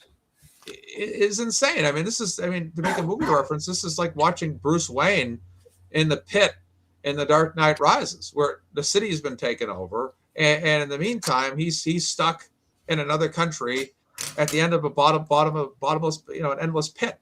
And first he has to get out of that pit before he can save Gotham. And with Kelsey, first she must get out of jail before she can really start to pursue getting her child back. And that's not including these charges now with the incident that took place. And it's a very sickening story. It's a multi-layered story. And additionally, when you get to the courtroom, you have a judge who, once again, like Beverly Cannoni, appears to be protecting somebody's interest because, again, this is not your standard typical murder case. This is not your standard typical crime case, right? Karen Reed was a murder trial. This is a he said, she said, assault essentially charge. Yeah. That's what's going on here. But it's police involvement. It involves cops that either conspired or were very negligent, one or the other. And then it involves a situation that's very controversial when it involves the removal of an infant child from its mother through an RO. And then when you get to the courtroom and you say, okay, because what we expect at the end of the day out of our criminal justice system is fair, impartial, and balanced ruling from the bench. I understand that sometimes judges have to make tough decisions. I understand that, we don't always like what these judges rule. We don't always agree with them. And some people are bad people. That's right. Not everyone is a victim of injustice. Some people are just bad people. Right. And then, like I said, you get to this court room, and now all of a sudden it's Tim Bradle is motioning to making a motion for the judge to not get rid of alcohol testing. Like, Bradle, given the circumstances, is like, okay, she's under home confinement. Got it. She has to do alcohol related testing. Got it. But then what about the fact that this judge is basically mandating and saying it's a scram test, which is a breathalyzer, or else. And during that hearing, Kelsey had gone in there having taken all of those tests, but was essentially reporting, hey, guess what? Your Honor, she has completed these tests, but she is physically struggling because guess what? It's well documented that she was shot. And you have this judge start to go back at Tim Bradle. And this is where you really start to say to yourself at a higher level, I really have to start questioning this judge's judgment. And if this judge is conspiring or protecting the interests of police, because she starts to go back at Tim Bradle about, well, you didn't submit medical this, you didn't submit medical that, no medical reports, no medical data, whatever. When it's already known that the charges, hey, Brad House Media, it's already well known that she was shot. The reason why she's in court is because of an incident that became confrontational, that was her basically saying or doing, pointing a firearm at her own head. And an officer that, as it was stated in the document that I read, that he said, Kelsey, don't do it, as opposed to put the gun down now, which only justifies the fact that someone's saying, Kelsey, don't do it, to me, sets the tone of if someone was trying to jump to their death off a 3-story building. Don't do it. Don't jump. That's typically what people would say. I'm going to bring Britt Happens on. All right. Oh, love Britt. Hey, Yes, Britt. Good morning. How are you guys? Very good. We as I said, I began to realize 12 hours is a long time. How are you doing? Is everything fine in Florida? Oh, well, it's cold for Florida, and I only have a little while. I've got to head out for work here in about 15 minutes, but I wanted to show Kelsey some support while I could. And what are you building, Baker? I'm building the Christmas tree. Oh, Oh, look at that. It's there's a lot of green bricks that you get blind looking at. They all look the same in the end. But no, you have been audible about this case as well. Is it the same hiccups we have that you have with the? It's almost like the cops set this up to fail from the beginning. Oh, certainly. Oh, I think Maz is frozen. Am At I? least he's smiling. There we Yeah, go. Okay, here I am. Okay, All right. there we go. Here I am. All right. So, you know, I feel that yes, there were so many failures from even before it started, and Tim Bradel actually alluded to something in not yesterday's hearing, but the hearing before, that really piqued my interest, which was that the defense is interested in gaining access to all the messages between Justin Alain and the police who visited Kelsey's house from before the visit started. So I've got to know. I mean, I'm sure we're all wondering, why are you texting with Justin, and what are those messages prior to Justin even arriving at the house? Hopefully, you know, if they're doing things the right way, it's just, hey, I'm close by. Is it safe to come in? I can't imagine what else it would be if nothing fishy were going on. This is the thing again, and this is the Massachusetts thing that pees me off every time. Why are we always sitting here trying to figure out what is the conspiracy in this case? The Brian Walsh case was kind of open and shut. There was bad police work on Proctor. He might have done something, but that was ruled to be okay. We know the Miles King case is coming up, where Rosemary Scapiccio confirmed that there will be some very racist material in that file from Michael Proctor. This is a different kind of. We can't just say, well, this is just Norfolk. Norfolk is a hellhole. This is Massachusetts. It's so infuriating that we can keep making this content. Karen Reed should be a one and done. Rittenhouse was a one and done for Wisconsin in that case, and what's the other case? Murdoch was South Carolina, one and done. Then it's back to normal cases. But these cases, how can we keep finding mistakes made in every jurisdiction in Massachusetts? Right. And everything they did wasn't in the best interest of anybody involved, if you think about it. It wasn't in Kelsey's best interest for them to, first of all, not have some kind of social worker present. It wasn't in anybody's best interest for them not to, pardon my barking bulldogs. It wasn't in anyone's best interest for them to not remove Kelsey from the house before securing her firearms.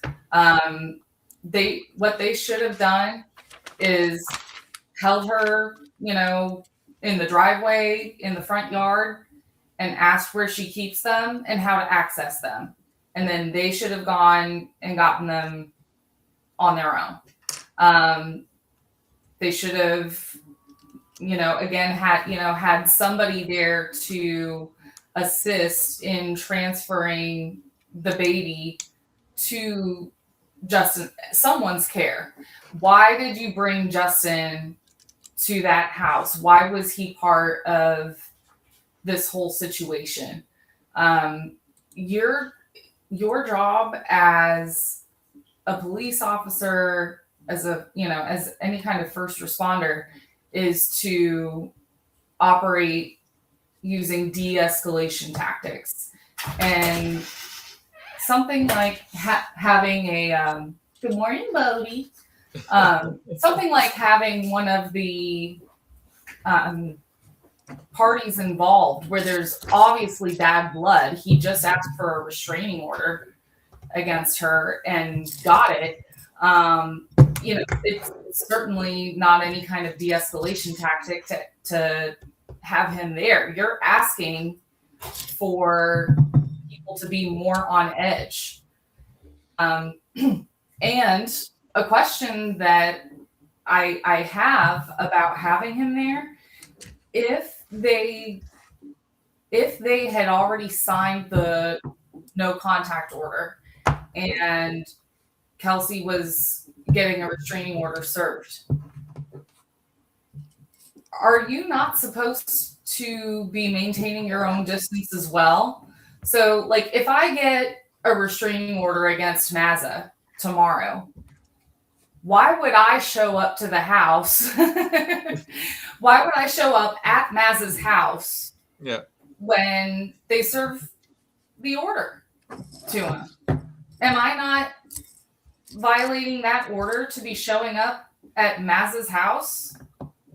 If they're That's my opinion. That first of all, why would you even call an ex-spouse? We know custody battles and house disturbance are some of the most dangerous conflicts to get into as a police officer. Why would you even call him there? There's no reason he should be there. Yeah. Well, so he could take the baby. Well, you could have sent a female officer. You could have sent a child care worker who could have taken the baby, and then you could have turned him over. Why would you want to? I was doing the recap this morning, and I just kept going back to that. Why are you putting gasoline into a fire?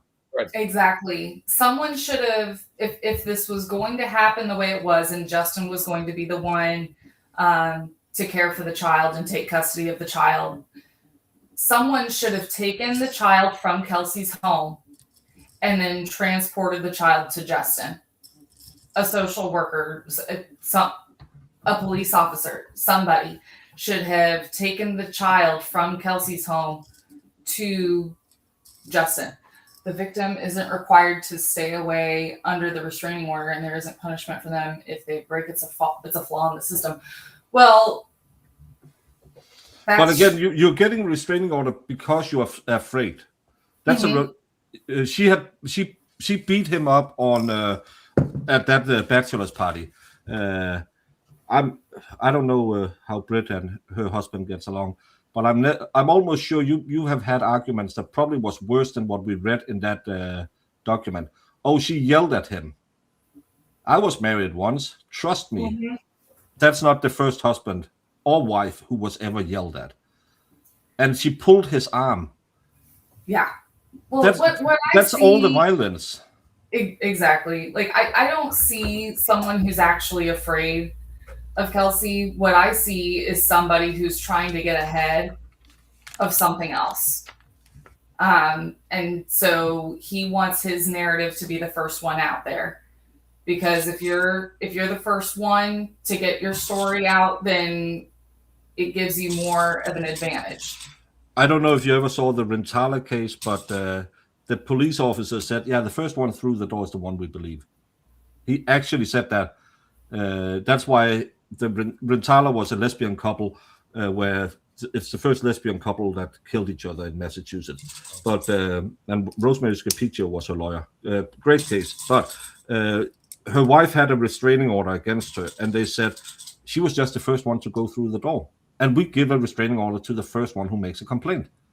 This is also a problem in the system, that you can just show up and then, yeah, you're getting a restraining order, and then we'll figure it out later. Again, we're not talking about a guy who shows up like some women beaten half to death. They go to the hospital and her face looks like she's been 12 rounds with Mike Tyson, like another case. It's a guy who goes and say, well, we had a fight and I don't think she's safe for the baby. Why roll out the cavalry for that one? Why not call her in and say, hey, Kelsey, can you take the kid and we're going to have a DCF worker talk to you and just evaluate how dangerous you are to your kid right now. We know you had your postpartum and you're cleared, but let's just have a talk. Right. Walk us through what's going on. Ugh, it's disgusting. And I will say, Justin, with every move he makes, is showing us why he needs that PR firm so badly. I mean, that filing that we saw yesterday about trying to keep the baby away from Kelsey's parents. Yeah. Whew. I mean, talk about vitriol. That was some of the most nasty, vile narrative that I've ever seen about another person.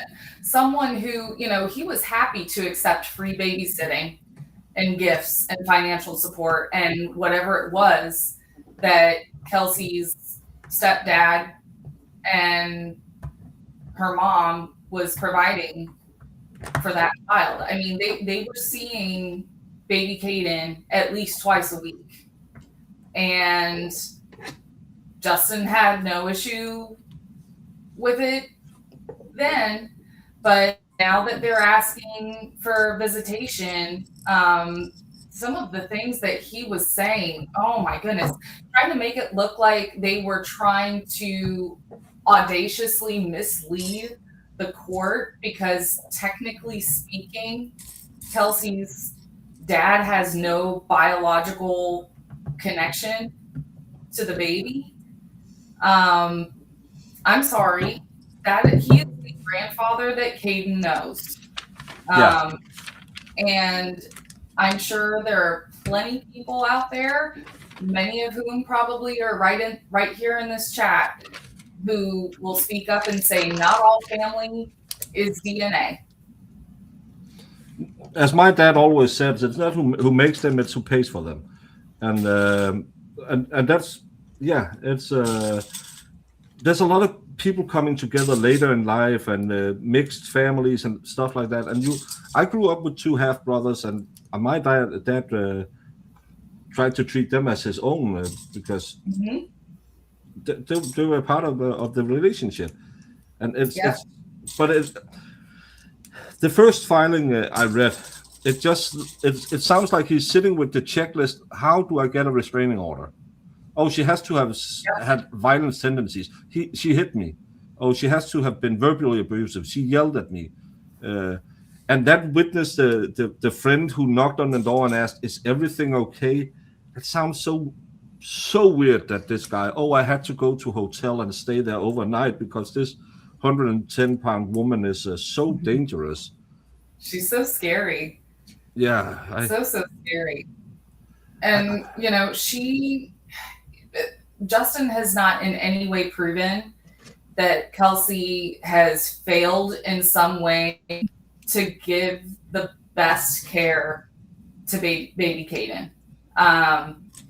He said things that, basically led the court to believe that she might do something, but everything that he alleged, it did not point in any way to Kelsey actually having done something to hurt the baby. It was all, I'm afraid that she will do something to the baby.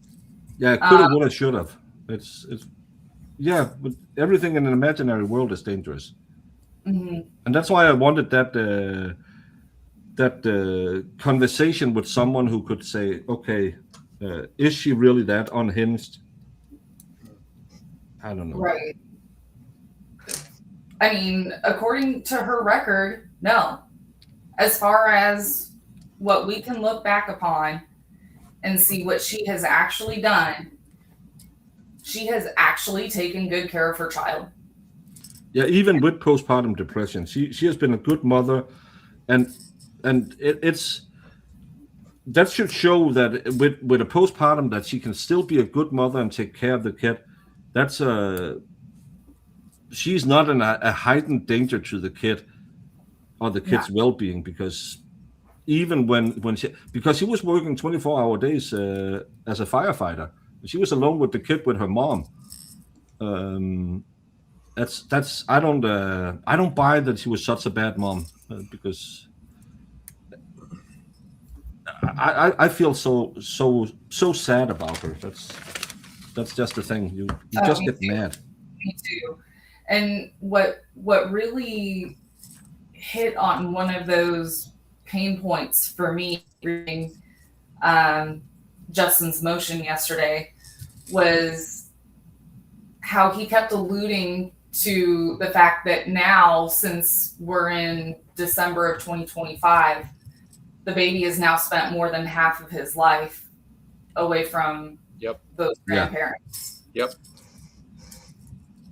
So what he's saying then is, okay, the damage is already done, and now he has, mathematically speaking, spent more than 50% of his time out of the womb away from his grandparents. Is that supposed to mean that he wouldn't benefit from being around his family? If you, why are you denying your child of love and support that's available to him at the end of the day? Why is that such a problem for you? And again, mom and dad, I've divorced early on in my kid's life, and we were in total agreement that grandparents were important for the kids. So they were to see all of them. We didn't love each other. Trust me, we have had enough fights in the world, but we always agreed that we're going to work with the kids. So they're going to get vacation time with the grandparents. They're going to see both parents. They're going to spend Christmas, because we knew the kids couldn't understand why we don't work out. The kids will never understand why mom and dad doesn't work. They can tell something's wrong, but you don't have to do that shit where you have to hurt the other person and steal that identity for the kid.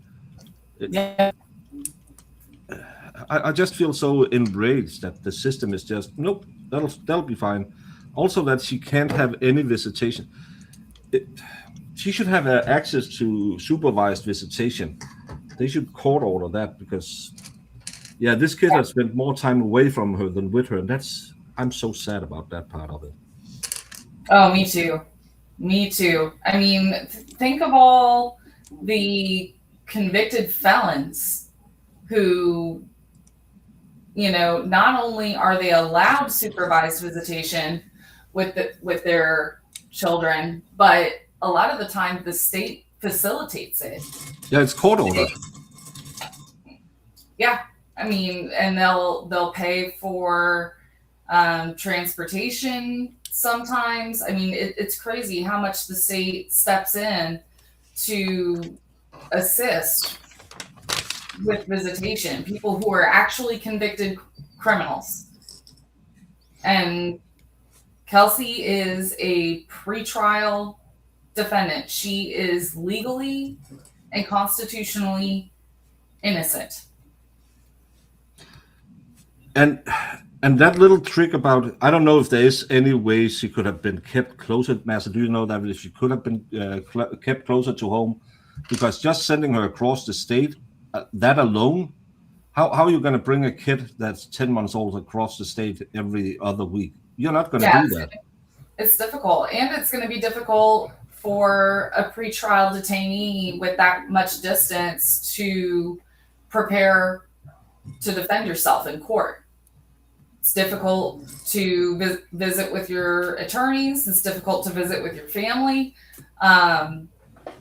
It's much harder when you're in custody, period. But it's even worse if you're being held hours away from your home, your family, and your attorneys.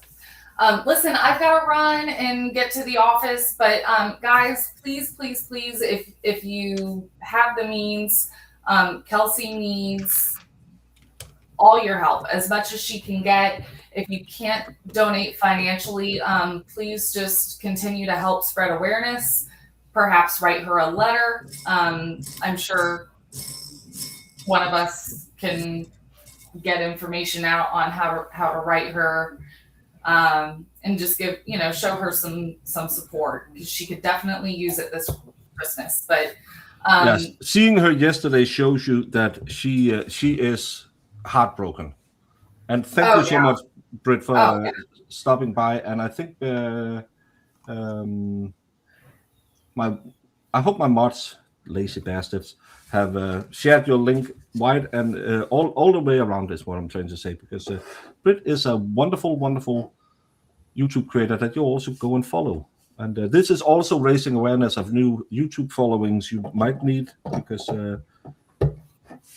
the more we are who talk together and work together, the better it is, the more awareness we can raise. So have a nice day at work, and have a merry, happy Christmas. Thank you so much, Baker. If I don't talk to you again before Christmas, I hope you have a great one. Mazza, it's always great to see you. Absolutely. We'll be in touch, Brett. We got a lot of work to do for Kelsey, so we'll keep doing it. Yes, we do.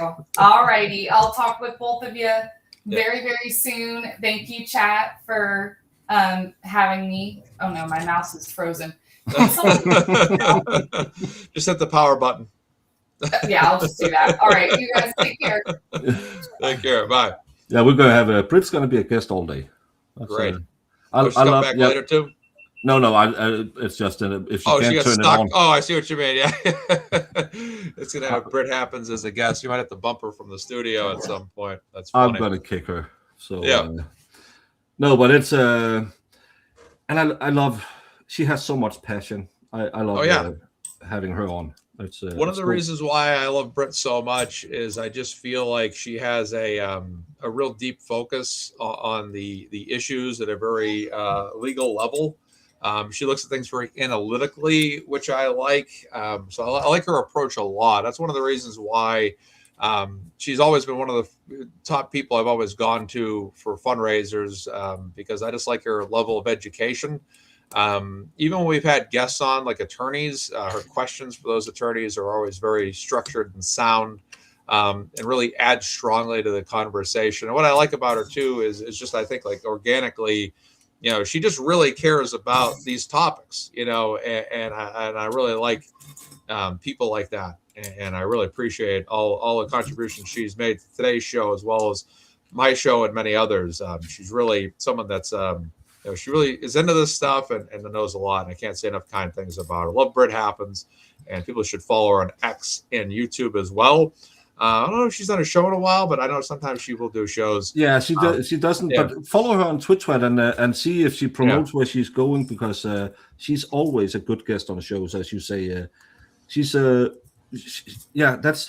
why I like the community building of being a YouTuber. You get so many interesting people that'll have all these different takes on things, but she has you can feel she doesn't just sit here and, oh, by the way, did Justin know someone who knew? No, she has done all her homework, and I really appreciate that from her.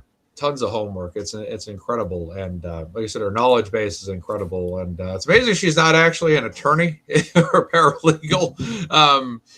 She could definitely succeed in that realm. Of course, those paths to those processes are very enduring with law school and all the things you got to do to get there, but she could definitely pull it off, no problem. And she's a strong advocate too. Some people like being paralegals, I think so. I'm just we're blessed that we know so many amazing people. Yeah, that's the best thing we have gotten out of being YouTubers, is meeting all these fantastic people. Absolutely. And that's exactly what it's about too, is just forging friendships and just finding people that share your values and ideologies for things that you believe that that people need help, and where they need to be helped. And years back, I had just thought of, like, I was kind of thinking about things in like absolution, like at its absolute peak, like in life, like if I could do anything regardless of restriction, like what would I do? And I started to come up with ideas 10 years ago, like, I would help people that were, you know, what if we lived in a world where people that were homeless, for example, that couldn't afford to live, we built like giant, buildings for them to live in, and ended homelessness. And I kind of realized when I did that thought process that I kind of got to the point where I was like, man, so I kind of look like I want to help people here. Now I couldn't imagine years later, because Massive Media I kind of conceived in 2013, 2014, somewhere around there.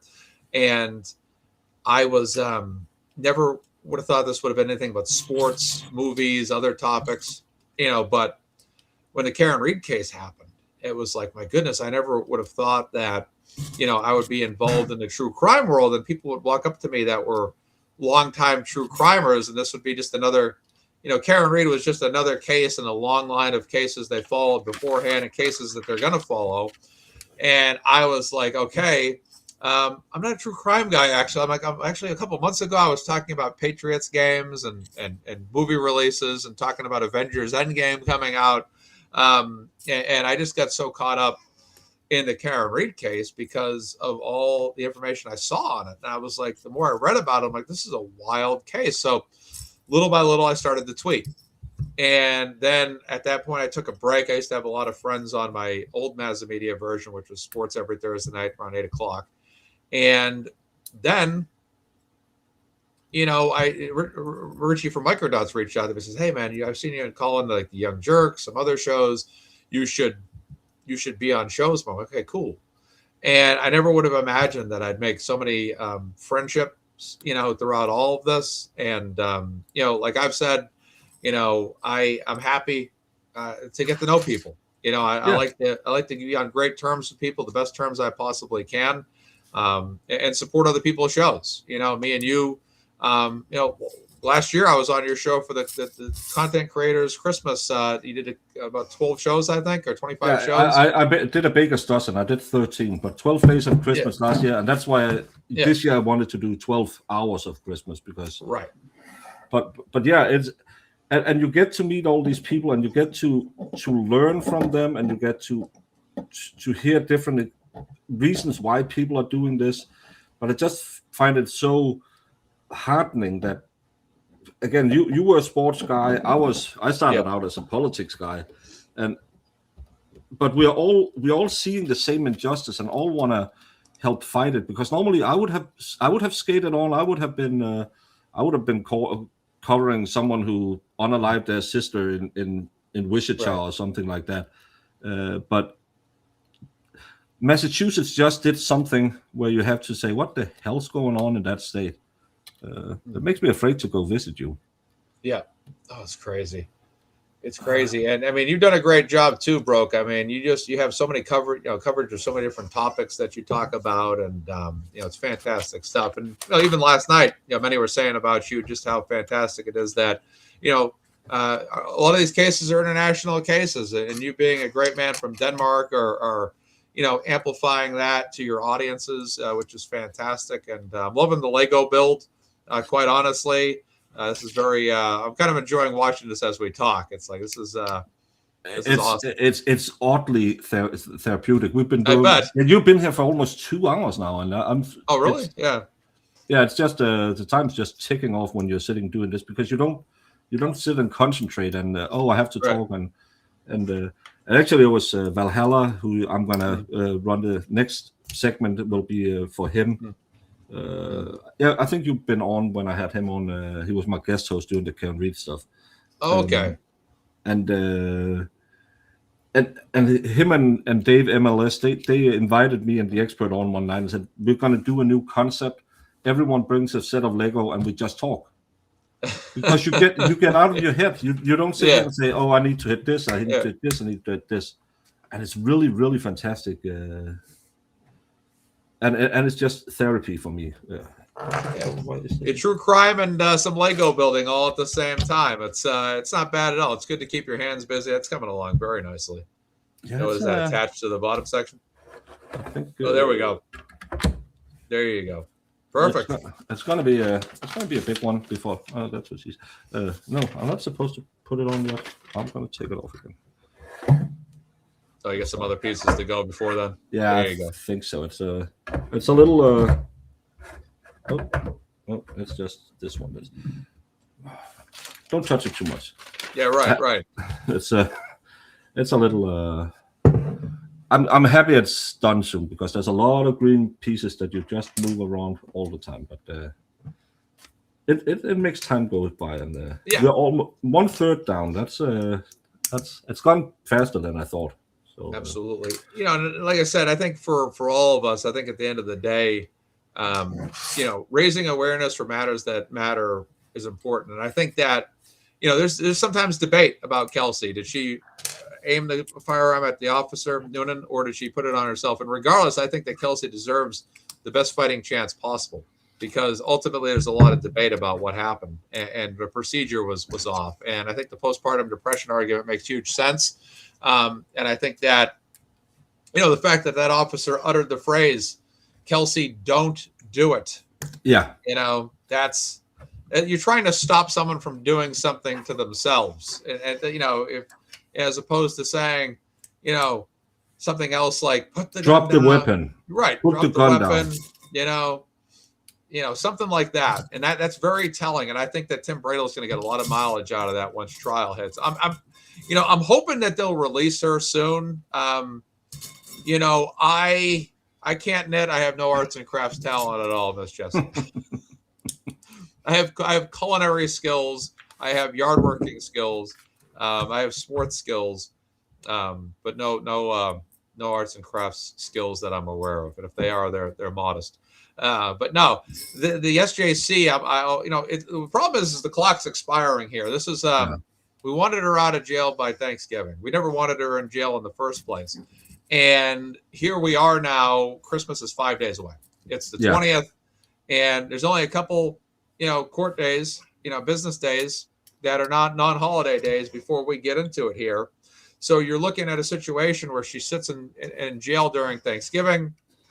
Now you're looking at Christmas, and then a week later is the new year. And I ran a poll yesterday on my X page asking when people thought this was going to happen: before Christmas, after Christmas, before New Year's in 2026. And the majority of votes, I believe it was over 55-60%, felt that this SJC ruling, whether it was favorable or not, wasn't going to come until 2026. And it's a tight window right now. Yeah. And it's very discouraging, because I don't feel at the end of the day she should be in any situation worse than home arrest. And alcohol monitoring, was something that was mandated as being, it was scram test or bust, according to that judge. There was no in between. There was no, and that's the insane part, because again, we could have raised the money for the scram test. You already raised the money. You raised so many, not so many monies. That's not English, you idiot. You raised so much money that you alone could have paid for her scram test. Yeah. Why the hell is this judge saying, nope, I'm not going to entertain it? Right. Oh, you can't do it? Gone. Go to jail. That's it. And to that point, let's jump off that test. Whether she had that alcohol test or not, whether it was mandated by the judge or not, the judge cited that she was SJC is not working next week. Someone's saying, if that's the case, then she's in for Christmas.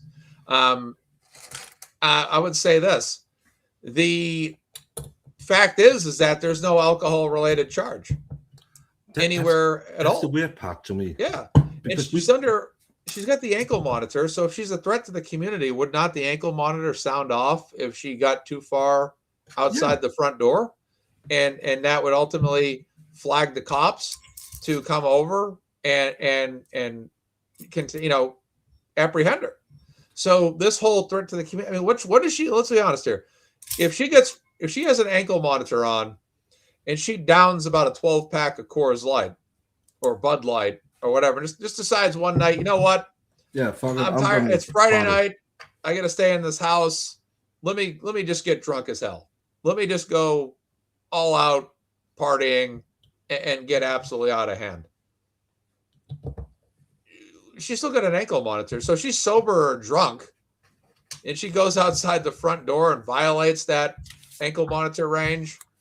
They're gonna capture whether she's sober or drunk. And what's to stop her from?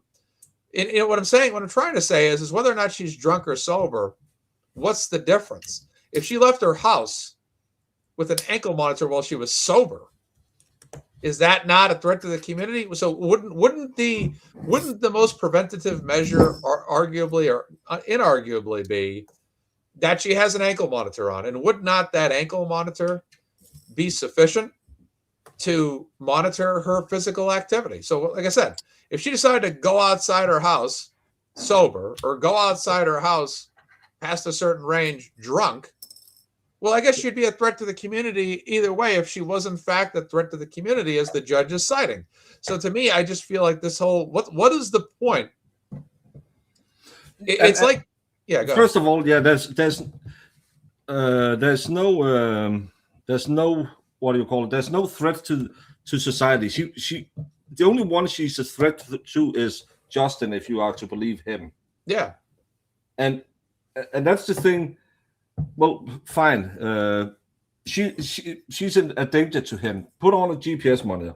And again, why the alcohol restriction? I just don't get it. It's almost, again, why do we have to sit here and guess why they're doing stuff like that?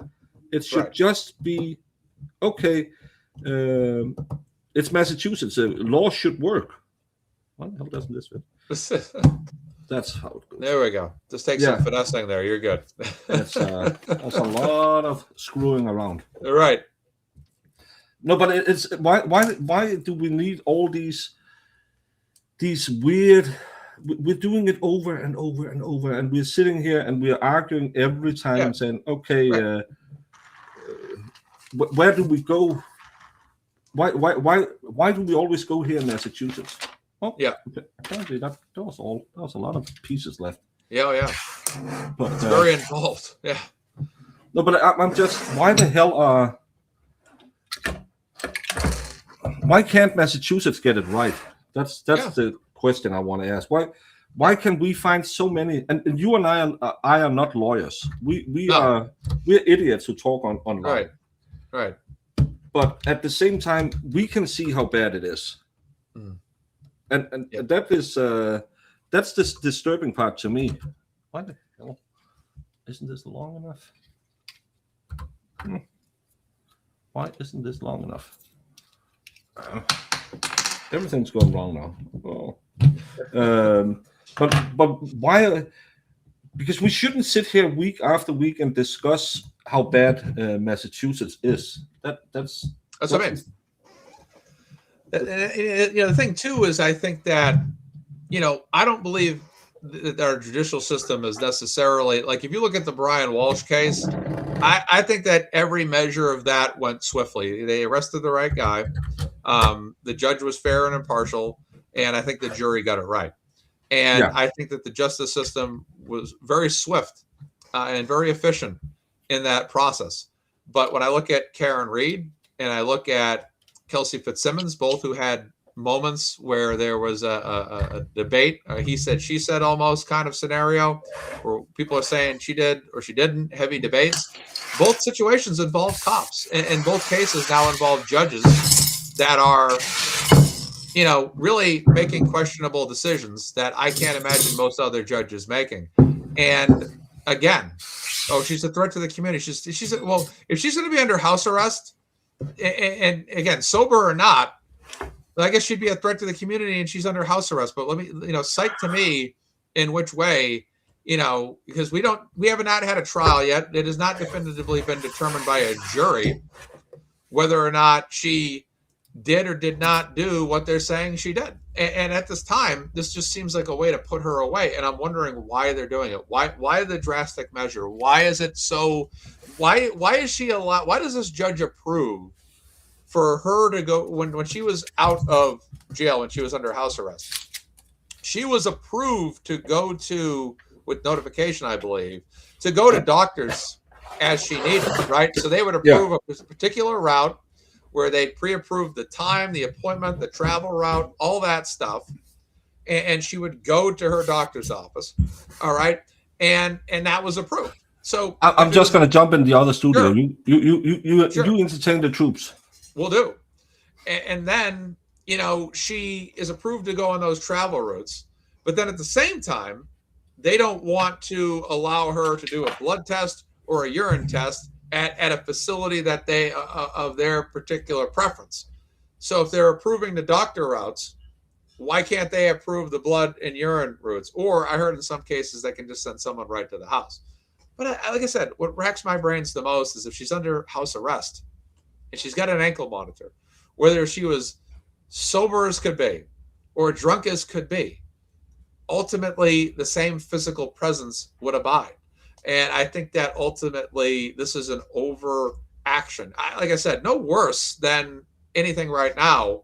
And I think this is what escalated a lot of people's issue with this case was this particular jailing. And it seemed to escalate interest and make people stand up and say, hey, what the hell?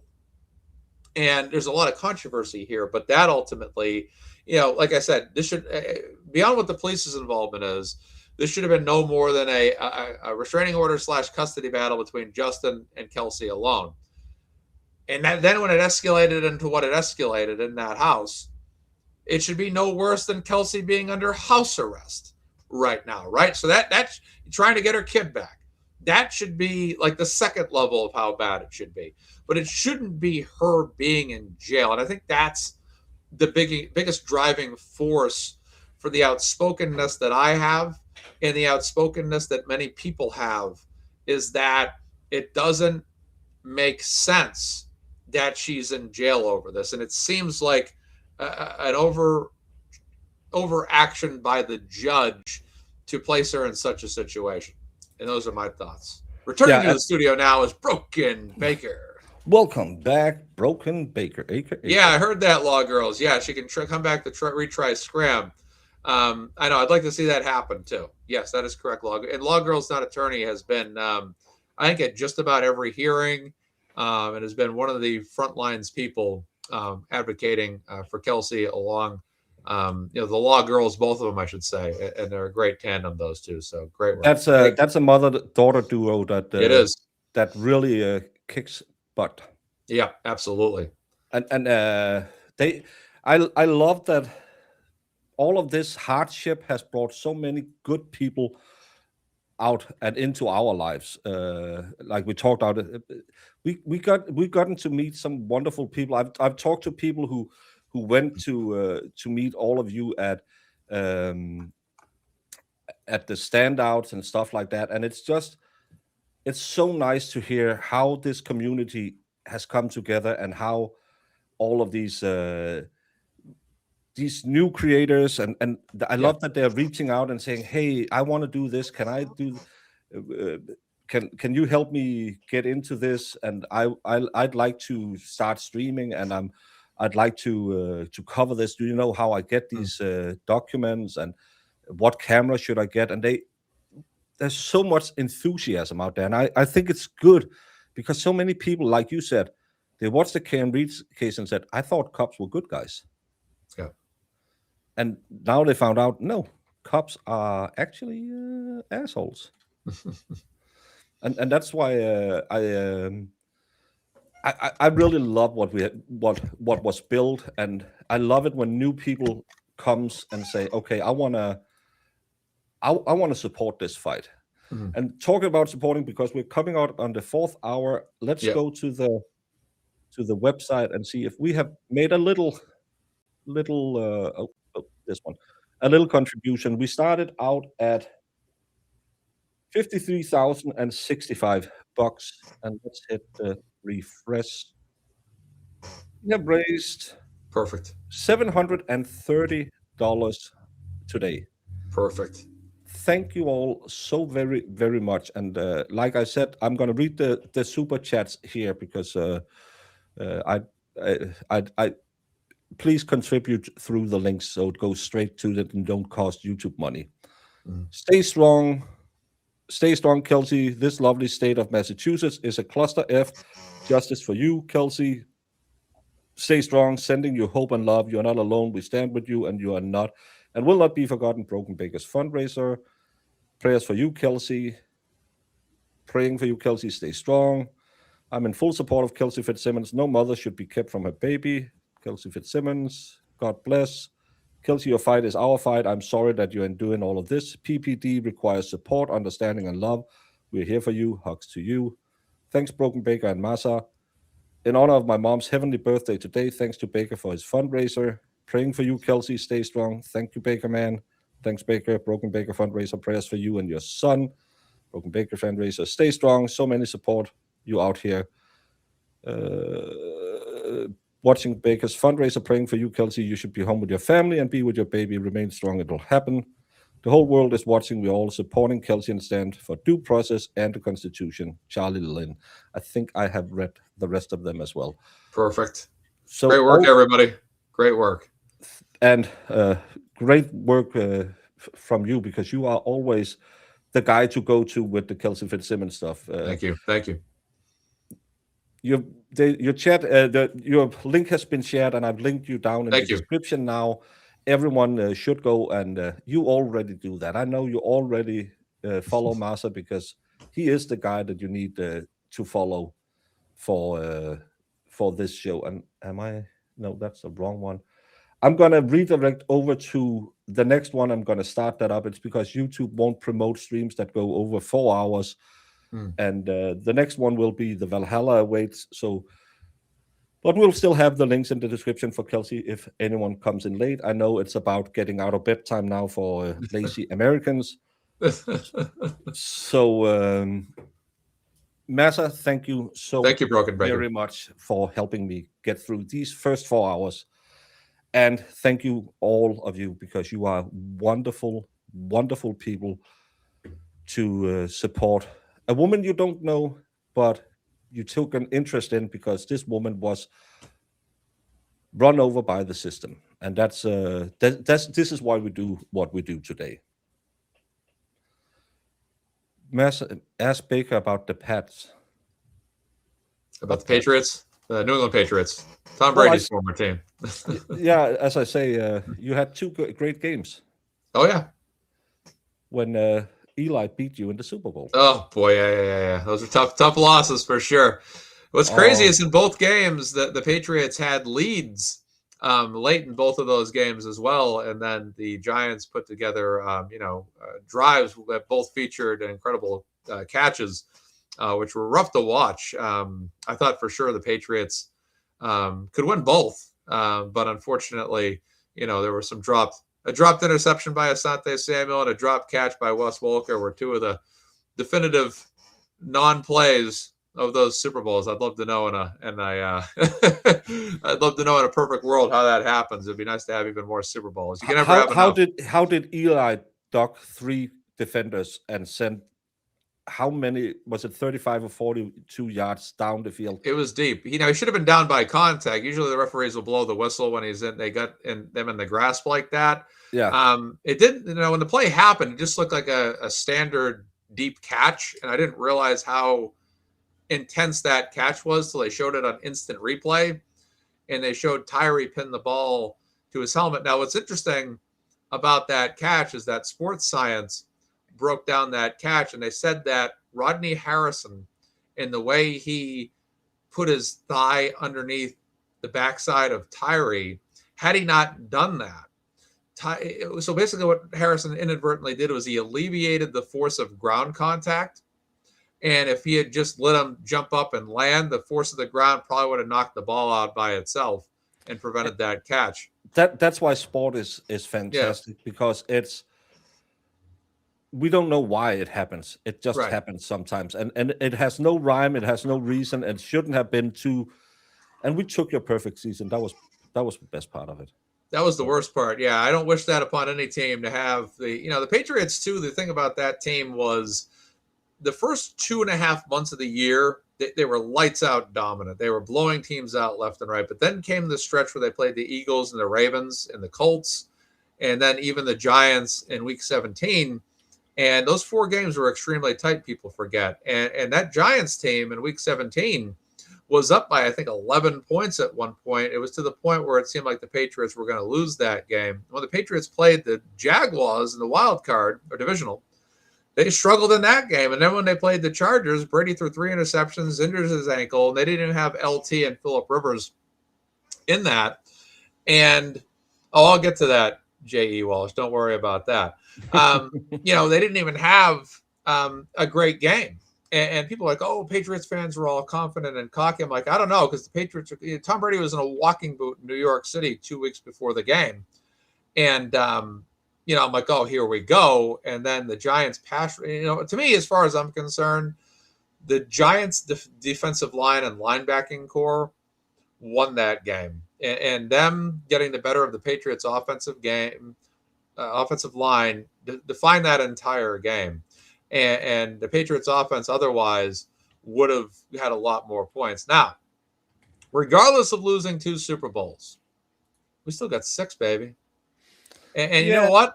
We got 3 more recently than the Giants. And all my friends that are Giants fans, okay, because here in Massachusetts, in the older days, before the AFL NFL merger, a lot of people around here were Giants fans, right? So there's still remnants of that in the state to this day. They were all losing their mind when the Patriots went to go play the Seahawks. Like, oh my God, we thought we ended the Patriots dynasty. And then the Patriots, as far as I'm concerned, that Patriots Seahawks Super Bowl was one of the ultimate clashes of two teams that were both Super Bowl champion material without question, that had an absolute right to be champion that year. And it came down to a play that was just a shocking ending. Yeah. And it was that was one of the best Super Bowls I've ever seen. But that's why it makes it special, because that'll be, it's like the kick heard around the world and all of these things. Right. It's like us winning the Euro 92 in football, where we actually didn't qualify, but because of the war in Yugoslavia, we was called in, and then we won it. Our team was drinking beers and on vacation 2 weeks before, and then we played like crap. That's crazy. Yeah, we played like crap. It was like 0-0 and 1-1, and then we just beat the right teams, and then we went on and won it, and we beat Germany, who was the New England Patriots of European football. Wow. No one could touch them, and then we won 2-0, and it was with a couple of guys who played international, like Michael Laudrup and Brian Laudrup is known names. Michael Laudrup didn't participate in that because he didn't like the national coach. We that was probably, but it's the same with the Giants. You have these Giants haven't shown anything since then. Every time, even when they won the Super Bowls, they were not very solid throughout the year. They were kind of like a mid to late season pickup. They kind of just rose up. And Coughlin was rumored to be fired the year they won that second Super Bowl, and then they just turned it right up again. And there was a great performance. Now, the thing about, people like to make fun of the Patriots losing, a handful of Super Bowls. But the thing is, and the Chiefs, because when you look at the old days, like the Steelers of the 70s, 4 Super Bowls, no losses. The Niners in the 80s and 90s, 5 Super Bowls, no losses. The Cowboys in the 90s, 3 Super Bowls, no losses. Like that doesn't really exist anymore. When you look at the Chiefs, 3 Super Bowl wins, 2 losses in recent years.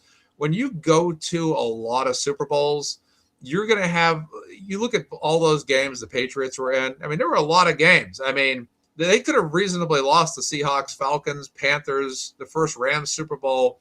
Those 4 wins were all on the line. But they could have also very easily beat the Giants both times and beat the Eagles the second time.